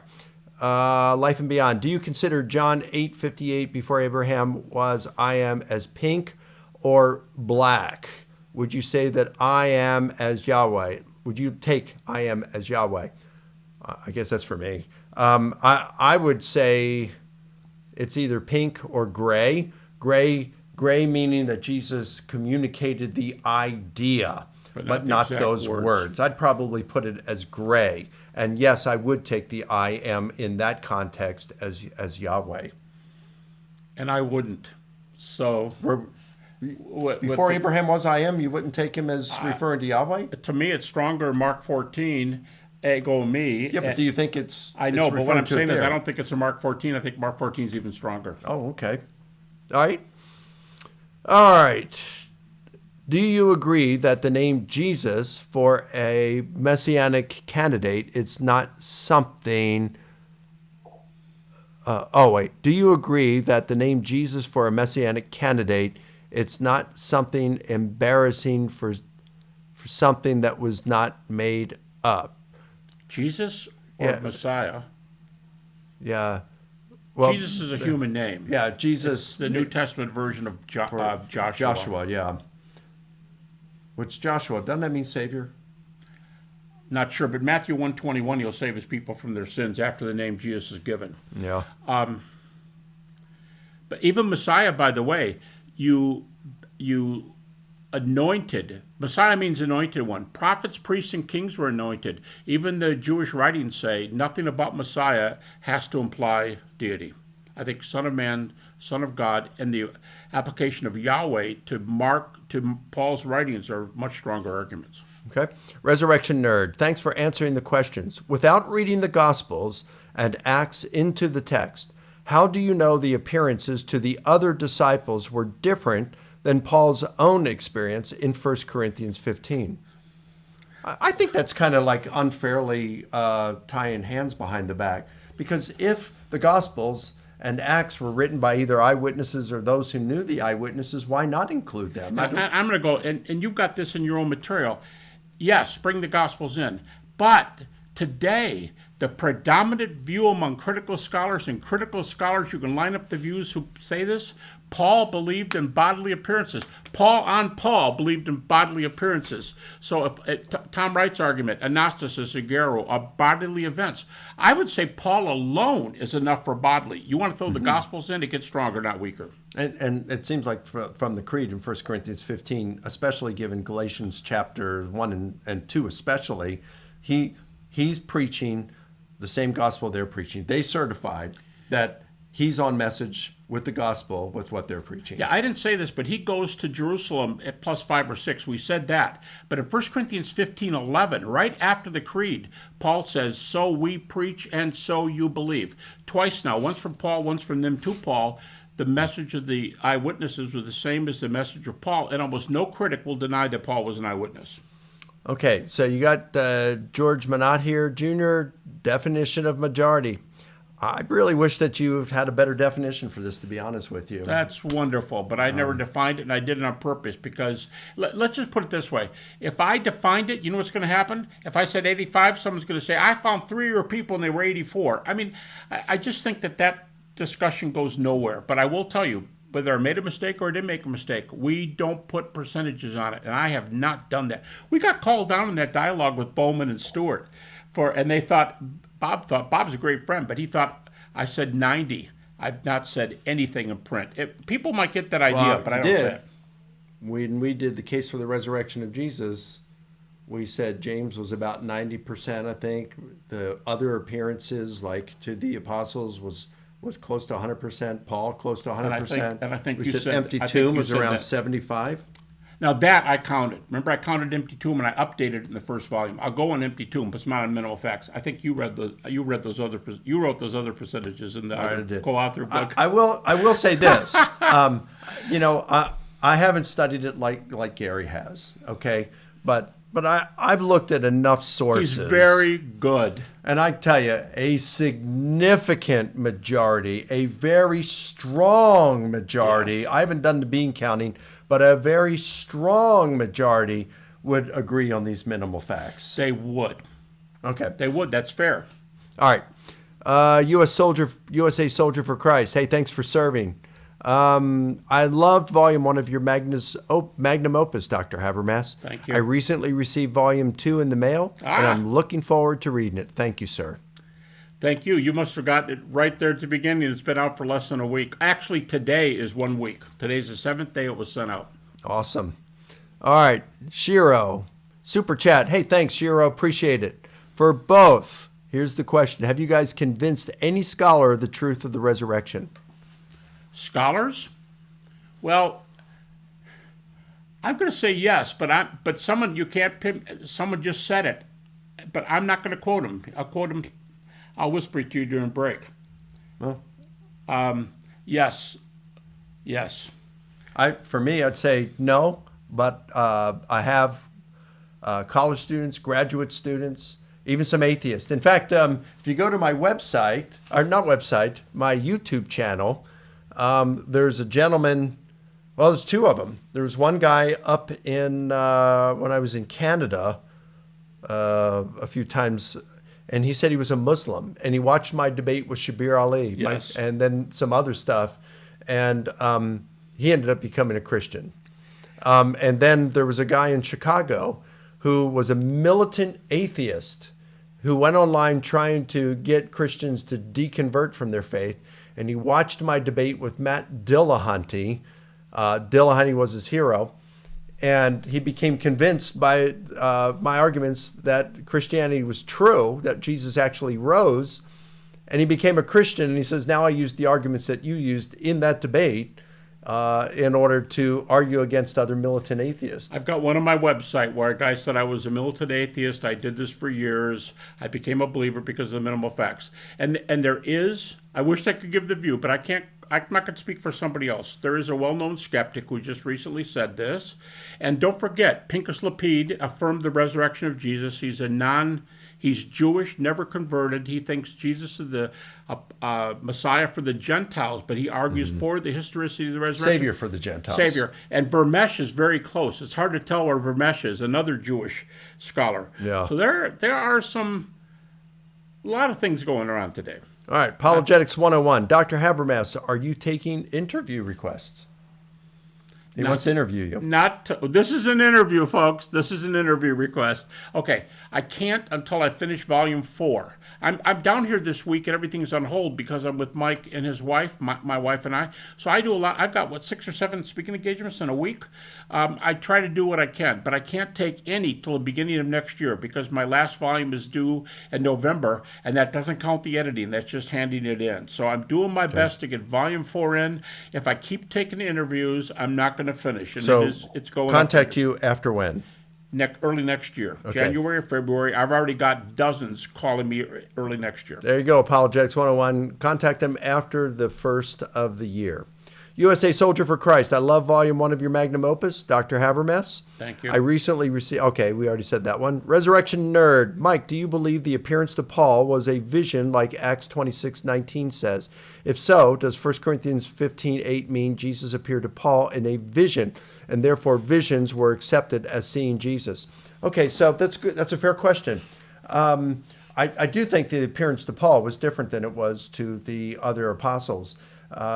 we have to keep in mind that the appearance to Paul was after the ascension of Jesus. After glorified. He was glorified. So that's something. But Paul, now, was it a hallucination? Well, if you're going to take Acts on this and the description of it in Acts, take all of the details there. Don't just be selective. I'm not saying you're doing it, but what I would do is I'd also point to the fact that Paul's traveling companions saw the light. They fell to the ground as well, and they heard the voice. They just didn't understand what it said. So this was a group experience. So and group hallucinations, they don't happen. So. And if they do, they don't happen over and over and over. You'd have to get one for every group. We don't ever emphasize that. They're You'll extremely need one for every rare, time. if not impossible. Right. And if they're extremely rare and you do them for every group appearance, you're in trouble. All right. So let's see. By the way, let me ask something real quickly. John Dominic Crossan wrote an article on this, I said it earlier, and a book on Acts. And he said, you won't believe this from Dom Crossan, but he said, we have secondary sources from Luke on Paul's appearance, primary sources from the Apostle Paul. Paul uses the words for Gnosticis. So Dom says, I got to go with bodily. He said, because I take Paul's primary eyewitness evidence over Luke's secondary evidence. Yes. That's amazing. Yes, I remember and that's Crossan John saying Dominic that. Crossan who says that argument. You can look it Crossan up. and his co-author. The second one is Jonathan Reed. Yeah, Jonathan Reed. But he says it alone in the Neo Testament and New Testament article in South Africa. I remember Jonathan Reed when, what was it? What was the guy who's called the naked archaeologist? Simcha Yakubovich. Oh, who did the, whatever. The Tapia tomb. Yeah. And the Tapia tomb. And when that came out, I remember it was, I don't know if it was Nightline, but it was Ted Koppel. Who's Jewish. Yeah, and he had Jonathan Reed on there. And he's Jonathan Reed, co-author of John. and he's Jesus Seminar, Crossan. has done stuff with Crossan. And he says,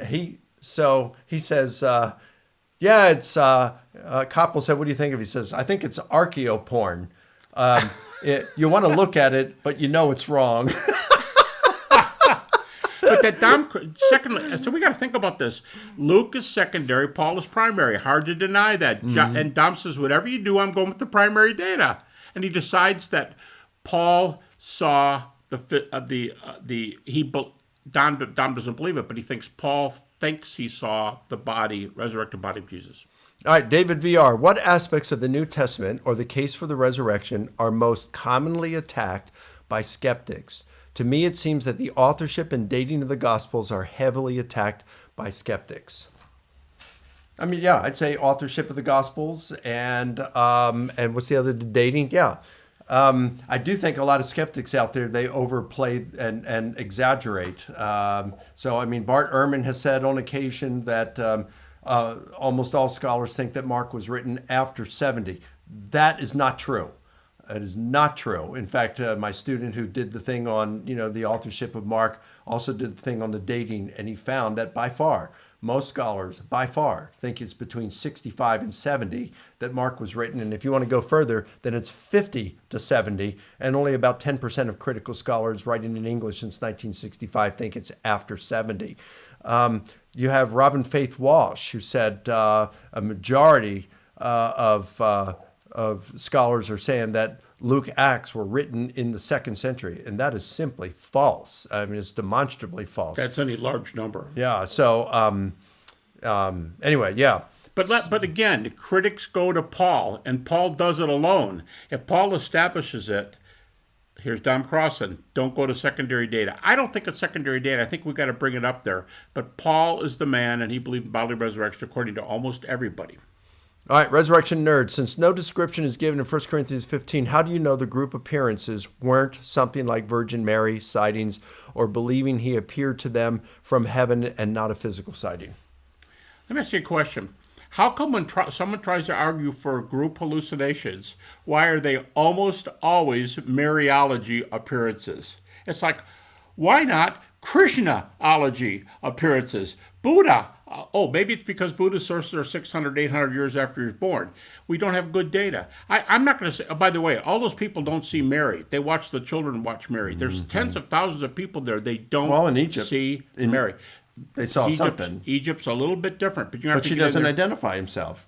She never identifies herself in those in the one in In Egypt. the Egyptian ones. Yeah. So, Where she appeared to these but again, groups. I mean, what I'm saying is, I'm not Catholic, but am I glad we're talking about Mary and not Buddha?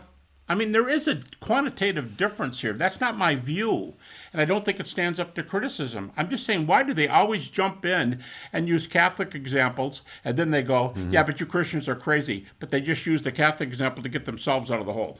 Yeah. It's just, The thing is, look, I'm not a Catholic, so I'm inclined theologically not to think that it was Mary, but I'm open to it. I didn't say it was. I don't think it's hallucinations. It isn't the Christian tradition. That's my point. It could be a spirit being of some sort. be what? A spirit being of some sort, Oh. even if it's not married. So it's like we can. The nice thing about where we're at, we can be open to a number of different options here, whereas the atheists cannot. They have to look at hallucination, for the most part. A group hallucination, And- which seems very implausible. I tell people this all the time. It's not a group hallucination will get you out of resurrection. The naturalistic theory is called group hallucination, group hallucination, group hallucination, group hallucination. Group. Every time there's a group appearance and you want to punt to group hallucination, now you start asking this: what's more likely, 10 group hallucinations, 8 group hallucinations, or 1 resurrection? I'll go, miracles can't happen. Let me throw something in as a philosopher. You can't prove naturalism's true. If you don't start with the truth of naturalism, how do you get this skepticism when there's no data that prove naturalism? Okay, so now we got Roy Ray, and he says here, is there textual variant for 1 Corinthians 1:18? Let me look at 1 Corinthians 1:18 and see what it says. All right, 1:18, for the word of the cross is foolishness to those who are perishing, but to us who are being saved it is the power of God. Well, I don't have my critical Greek New Testament in front of me here, so I don't know if there are textual variants or Maybe why he wants this to is. write back and tell us. Yeah. All right, Joe Powers, Red Sox, Braves World Series next year. Hey, that sounds good. I'm calling it now. I'm a born and raised Bostonian. Thank you so much for answering me. I've read all your works and I'm honored. Bless you both. Thanks, Joe. Appreciate that. And hey, the Sox, they're a great team. I grew up in Baltimore, so I'm an Orioles fan as well. And man, you guys bruised us quite a bit. I'll never forget going to a game. I think it was 1976 or 1977. I think it was 76, actually, the year that the Red Sox went to the World Series against the Cincinnati Reds. And my grandfather and I were at the final game. I think it was the final game of the 76 regular season. And it went to the 10th inning. And Carl Yastrzemski hit a home run, put the Red Sox over the Birds by 1 run, and the Red Sox went on to win the division and I guess go on to the World Series where they lost. But the Red Sox Braves, that'd be a good World Series. Hopefully, maybe none of our teams will get a lot of injuries and we can see each other in the World Series. All right, Mike Beverly, Matt Hill, and I've streamed about Luke. He's a great guy. I told him to get on there with you, Michael. Glad you enjoyed him. But a very nice conversation. He was well received in my community. I'm talking to Ben, fingers crossed. I want to talk to him, reference his book. Yeah, Ben's a great guy. You'll like his personality, too. He's a real humble guy He really is. and a tremendous fighter. Woo! Don't mess around with them. No, he's not a big guy, but you wouldn't want to mess with him. He's tough. All right, God bless you both in the audience. Thanks, Humble Clay.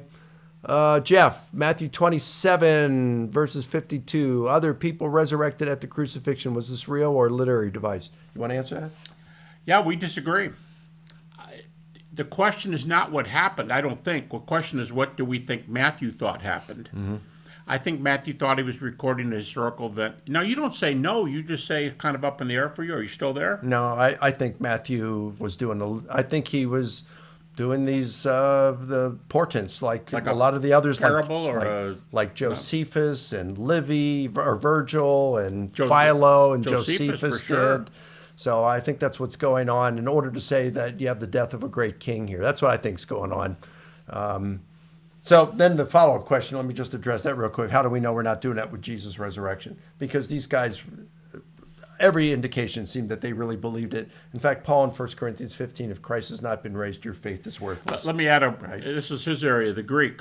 But countless number of skeptics will concede the following comment. The language of appearance, arao and so on, the language is the language of sight. You may not believe they thought they saw something, but that's the predominant view, that they were repeating what they thought they saw. You got to start with sight. You can't say, oh, there was this neat story, that then you're not dealing with the text. Apollos, Christian Apologetics. Hey, thanks for the super chat. Appreciate that. And he says this, I'm anonymous online, but I've emailed you all in the past. Great seeing my childhood heroes. I'm about to be a Ratio Christi director at another school. Way to go, Apollos.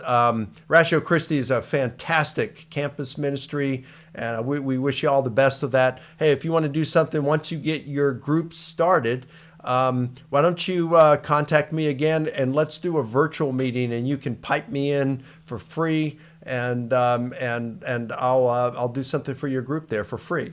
To help you get started. And you know, Apollos is a pretty cool name for starting out with talking about some tough apologetics with a guy who like lifts weights or something. I don't know what you do, but that's a good name. All right, let's see. Here's one. I just can't. What's that? I can't pronounce it. So crazy how Jesus globally impacted the world like this. Amen, brother. Resurrection nerd, believing in a bodily resurrection is not equal to veridical appearances of the body. What? I'm not sure what you mean by that. You'll have to explain that a little bit more, Resurrection Nerd. All right. NIMET6986. I really wish YouTube notifications work. I will play this all back after the live feed. God bless you both. Your lives and your work mean more than you know to many more than you know. Hey, thanks a lot. Appreciate that.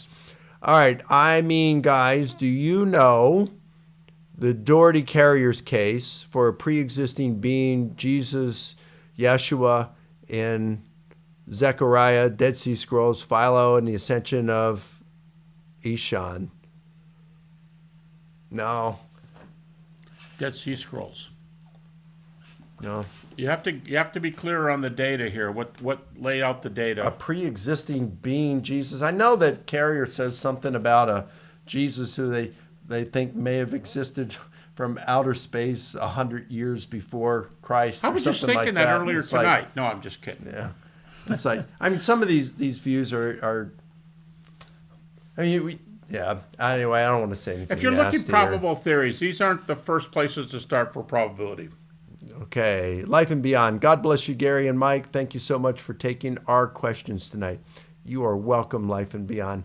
Apollos, hey, thanks for the super chat again. Appreciate that. Also, can the coursework for HCU Masters in Early Christianity be done part-time in the evening while working a full-time job? I plan to thesis on Jesus apocalypticism and eschatology like Tucker S. Ferda. Yes, our program at HCU in the master's degree, you can do that online or in person, and you can take it at your own pace. Can you do it at night? I don't know how some of the other courses work. I would think so. Generally speaking, the online classes, I mean, each professor is different. For me, I have the lectures and reading and stuff that you watch. You can do it at we don't have any time where we get on and it's like, you got to be on a specific time to be live. So, I mean, I interact with people and on their, we have it's called Blackboard, but we're switching over to something else. I think in the spring, or maybe it's for next year, we're switching over. But anyway, yeah. So, yeah, there's a lot of flexibility in what we have at HCU. So, I'd love to see you there. Resurrection Nerd, do any of the Damascus Road experience accounts in Acts say Paul or any of his companions actually saw a person or a physical body? To get physical body, once again, it's an argument from the use of Gnosticis and Agero, and it's how that Tom Wright did this. It goes back hundreds of years before Christ, and he says Greco-Romans believed in spirits. They believe in ghosts. Because people say, well, they didn't believe in just body. No, they didn't, but they didn't say Gnosticis. They said pneuma. Paul says in Philippians chapter 3, he'll raise our vile soma, body, to be like unto his glorious pneuma. Sorry, I said it the other way around. He could have said glorious pneuma, but he said glorious soma, that we be like Jesus' glorious soma. And that's Paul. It's 1 Corinthians 15. It's Romans 8:11, one of your favorite verses. A lot of good text. Paul is Plus clear about believing in the resurrection. Thessalonians 4:13 through 17. That's a great text by Paul. So a lot of it. Again, check out my short video. It's like, I don't know, 5 or 7 minutes about Paul's view of resurrection here at my YouTube channel. Hey, and Mike's long book, starting on page 400, he's going to go on for 25 to 40 pages, giving an argument for resurrection of the body. Kind of hard to miss when you have that much data. All right, Jaden Johnston, huge fan. Quick question: can I have an autograph? Sure, right now. Yeah, I guess come to something. We're going to be in San Diego. Well, you're not. I'm going to be in San Diego for ETS, SBL, and then I'm speaking at their Sound Faith 24 conference. You can go to soundfaith24.com, I think it is, and check out that conference in San Diego. It's going to happen the Friday and Saturday before Thanksgiving. Yeah. And I'll be there, and you can get, I can sign a book for you there. All right, Life and Beyond. What do you say, Gary and Mike? I can almost guarantee that the traditional narratists are going to get triggered when they hear this live stream. So be it. They won't get triggered at you. They'll get triggered at me, but I'm a big boy. I'm an adult. I got thick skin. But I'm going to say again, if you use only the minimal facts, critics will say over and over again, the vast majority, critics say this, the vast majority believe in bodily appearances. Is it a minimal fact? If you have appearances, they're bodily. That's just what the word means. It's what the Greek means in the earliest traditions. Okay, let's see. Richard Eng. Hey, Richard. He's a former student. He's really sharp. What is a recent objection to or alternate explanation of one of the minimal facts? What's the explanation? Recent objection. Can you give a recent objection to one of the minimal facts? You want me to just make one up? No, one that's given to it by a scholar.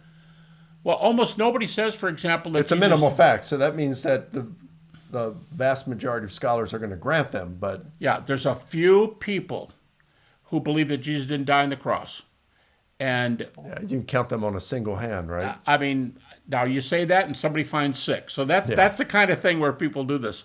But you can get some people who say swoon. I was in a debate one time where an atheist, I kept pushing to pick a naturalistic theory. He said, I'm not going to. You're going to push me in the corner. I said, pick one. He goes, okay, the disciple stole the body. I mean, it does happen sometimes.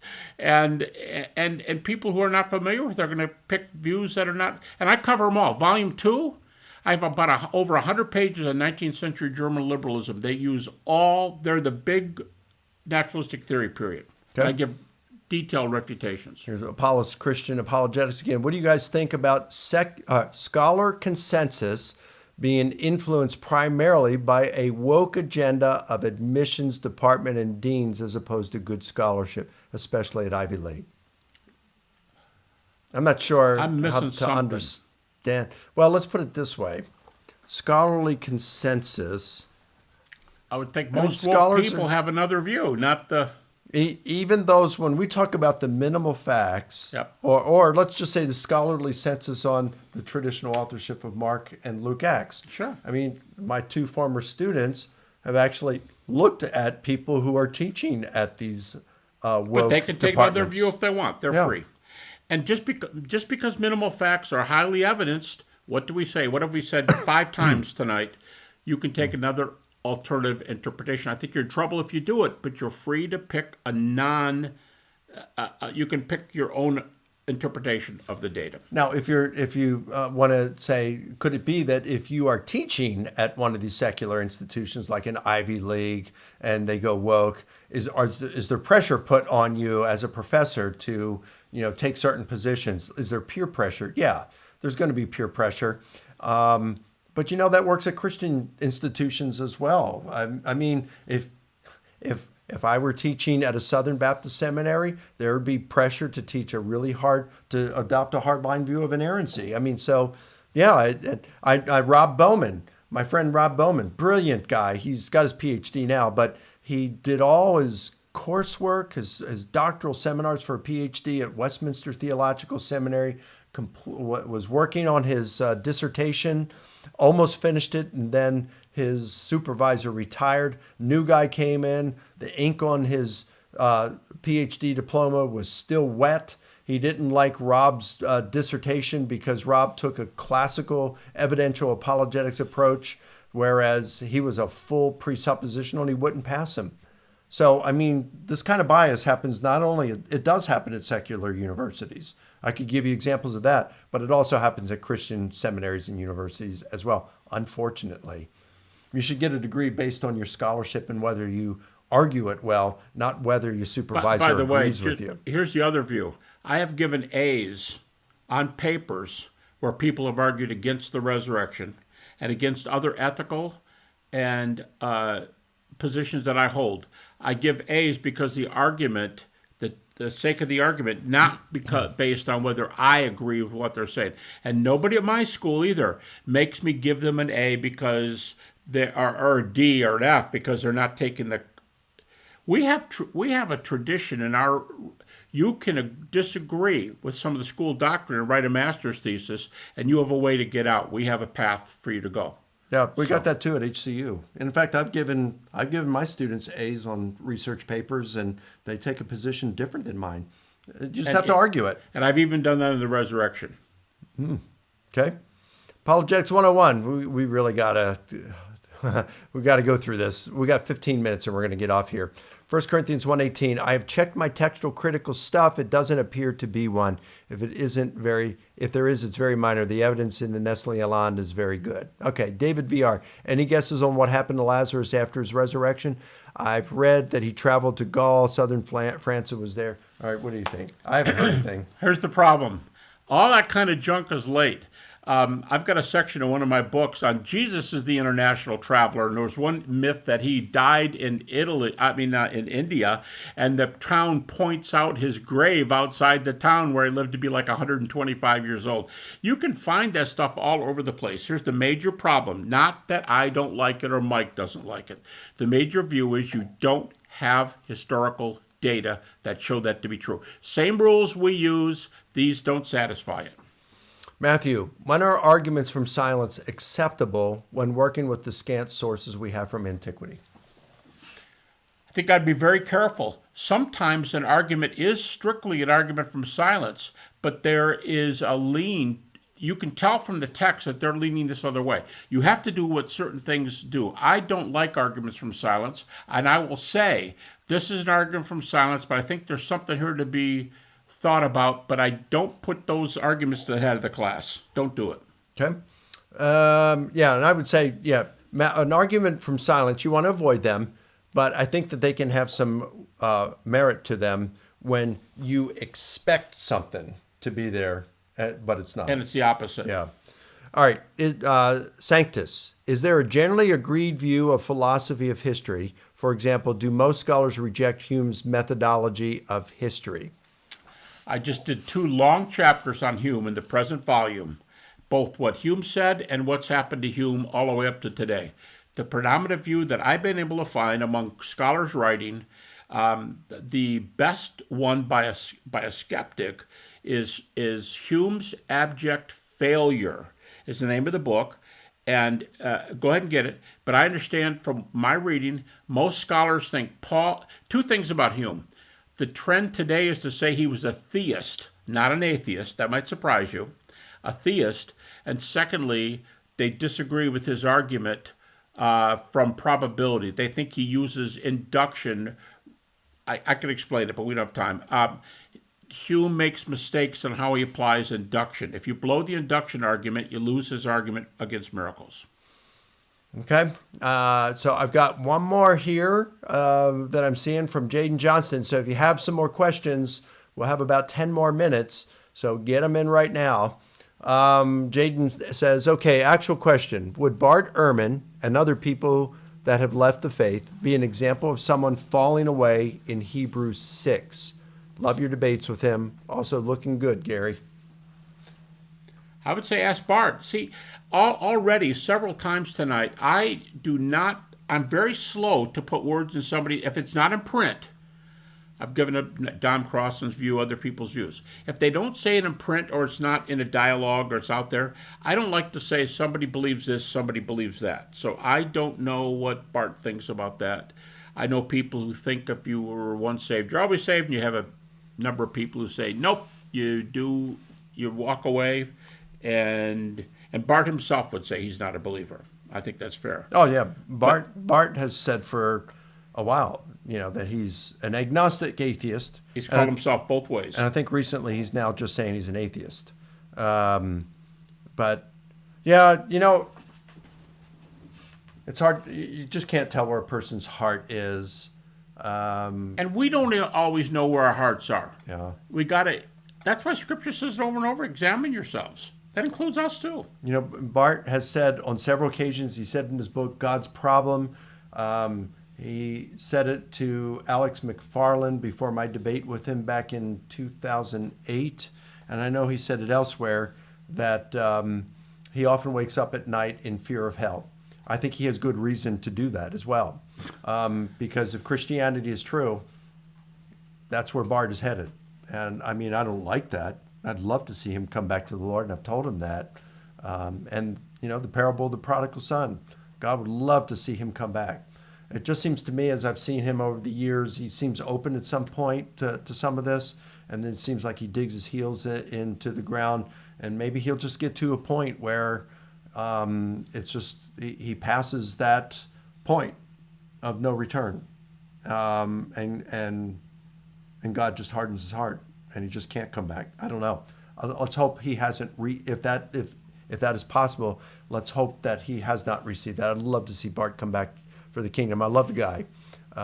Consider him a friend. Yeah. All right. Let's see. This is from Pedro. Hello, Lacona and Habermas. I'm Pedro Henrique from Brazil, and I met you literally 3 weeks ago through my research. I'm already devouring all the books. You helped me strengthen my faith. Thank you. Glad to hear it, Pedro. He's talking to you too. He's talking to me too? Yes, he is. If you're talking to me, congratulations. We're glad. We are glad to have you use it. You don't agree with us? That's fine. That's your right. You do? Thank you. All right, Sanctus, what's your thoughts on Raymond Brown's scholarship on gospel authorship? I'm not even sure what is his. He was a great scholar. When I went to school, grad school, many moons ago, Rudolf Bultmann had just died. 1976. He was the most influential scholar at that time. Raymond Brown is one of the Americans that moved to the head of the list. He's at Union Theological Seminary, a great scholar. He generally is, I say, is very fair and more than moderate. I'd say he's moderate conservative. Moderate conservative. Oh, by the way, in a book that he wrote shortly before he died, it's called Introduction to New Testament Christology. He surveyed the field. Critics don't like people surveying the field, but tell Raymond Brown that. We do it, they get on us. Raymond does it, nobody criticizes him. Raymond said in the field, he maps out 4 views toward Christology. And he says the most common view today, doesn't prove it's right, the most common view today, he calls it careful conservatism. He's got an adjective there, but it's something with conservatism. And he says, by his definition, this means most scholars today believe Jesus had a personal Christology. And you have to read him for what he says. He thinks Jesus is called God in the New Testament. He thinks there's a number of verses where Jesus declared deity. He was one of the foremost American scholars till he died just before the turn of the century. All right. Question, how strongly do you two think the Church of the Holy Sepulchre is Jesus' actual tomb and crucifixion site? Thanks for your time, brothers in Christ. Very few scholars get in dialogues about where the tomb is, but almost nobody thinks it's the Garden Tomb that you see in trips.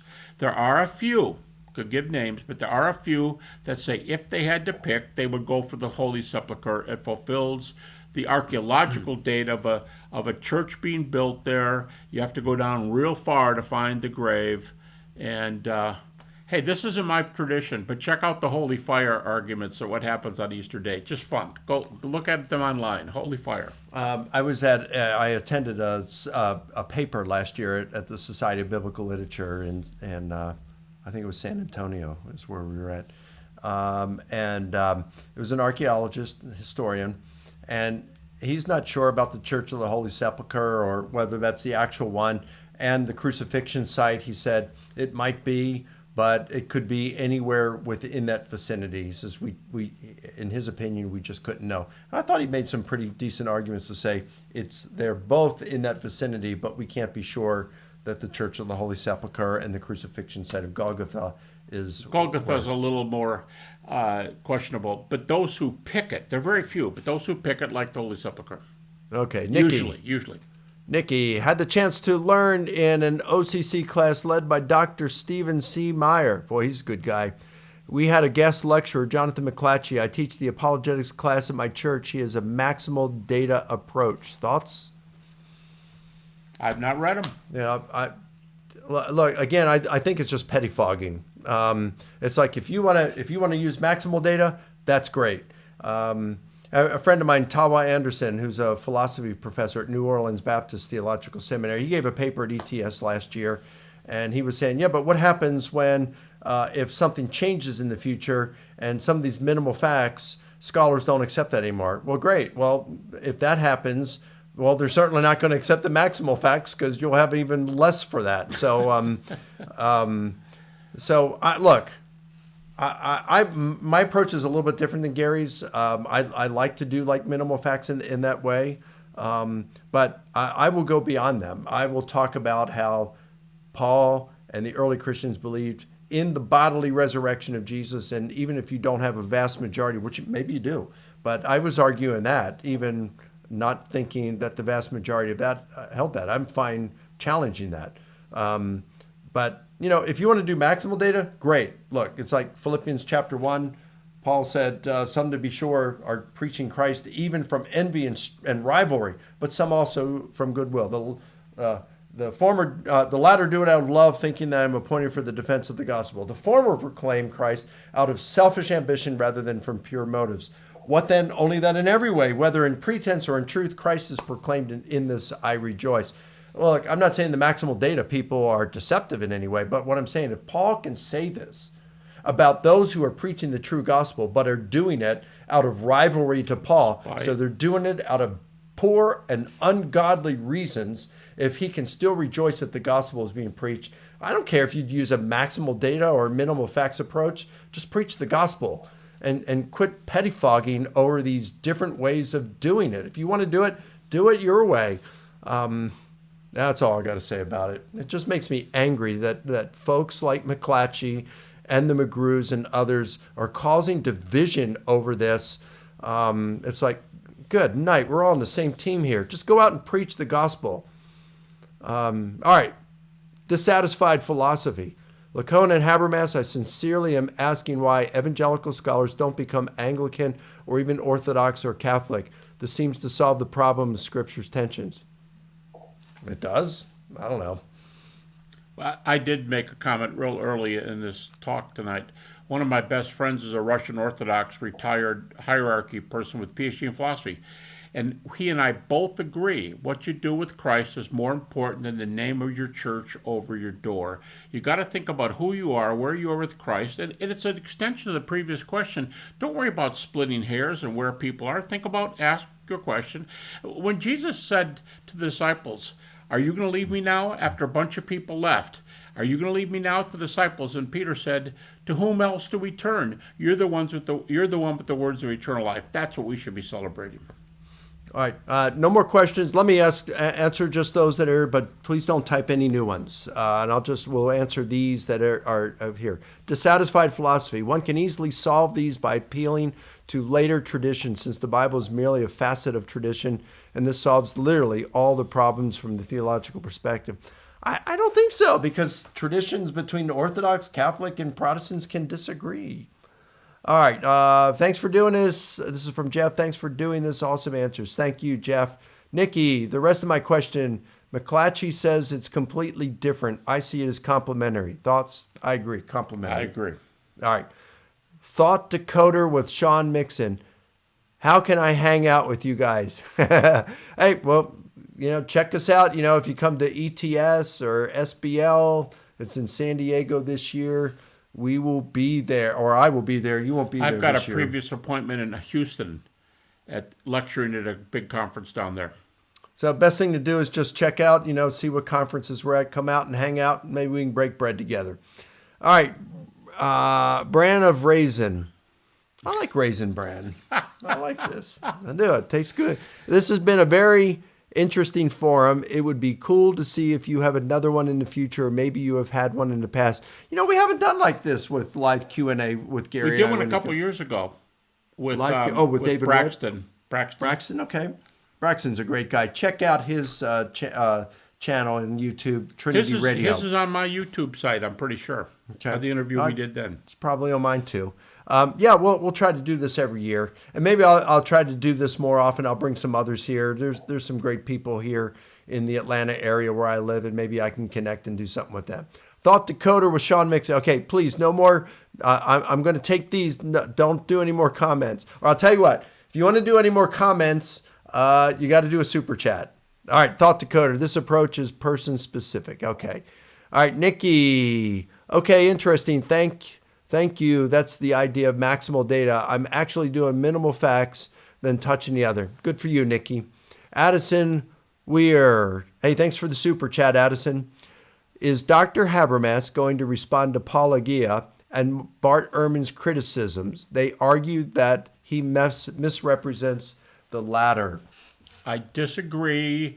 A guy, after I defended my view, a guy wrote to me and gave me between 10 and 20 page numbers where the quote that I made is over and over. I'm sticking by what I do. I don't respond to sources like that. It's not like I respond to the ones I want, not the others. Try to see how many you can find. While I'm doing this big thing right now, I'm not doing much of anything because of these volumes. By the way, Bill Craig did respond to that. He did respond to the dialogue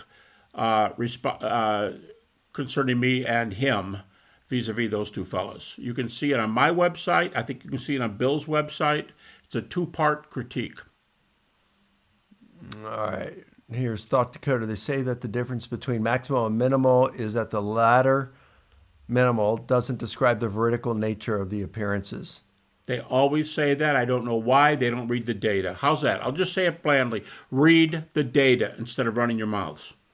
Pedro, lately some questions have arisen for me about free will. What is your position on this? And if you believe it, how do you deal with some neuroscientific studies that prove otherwise? To prove what?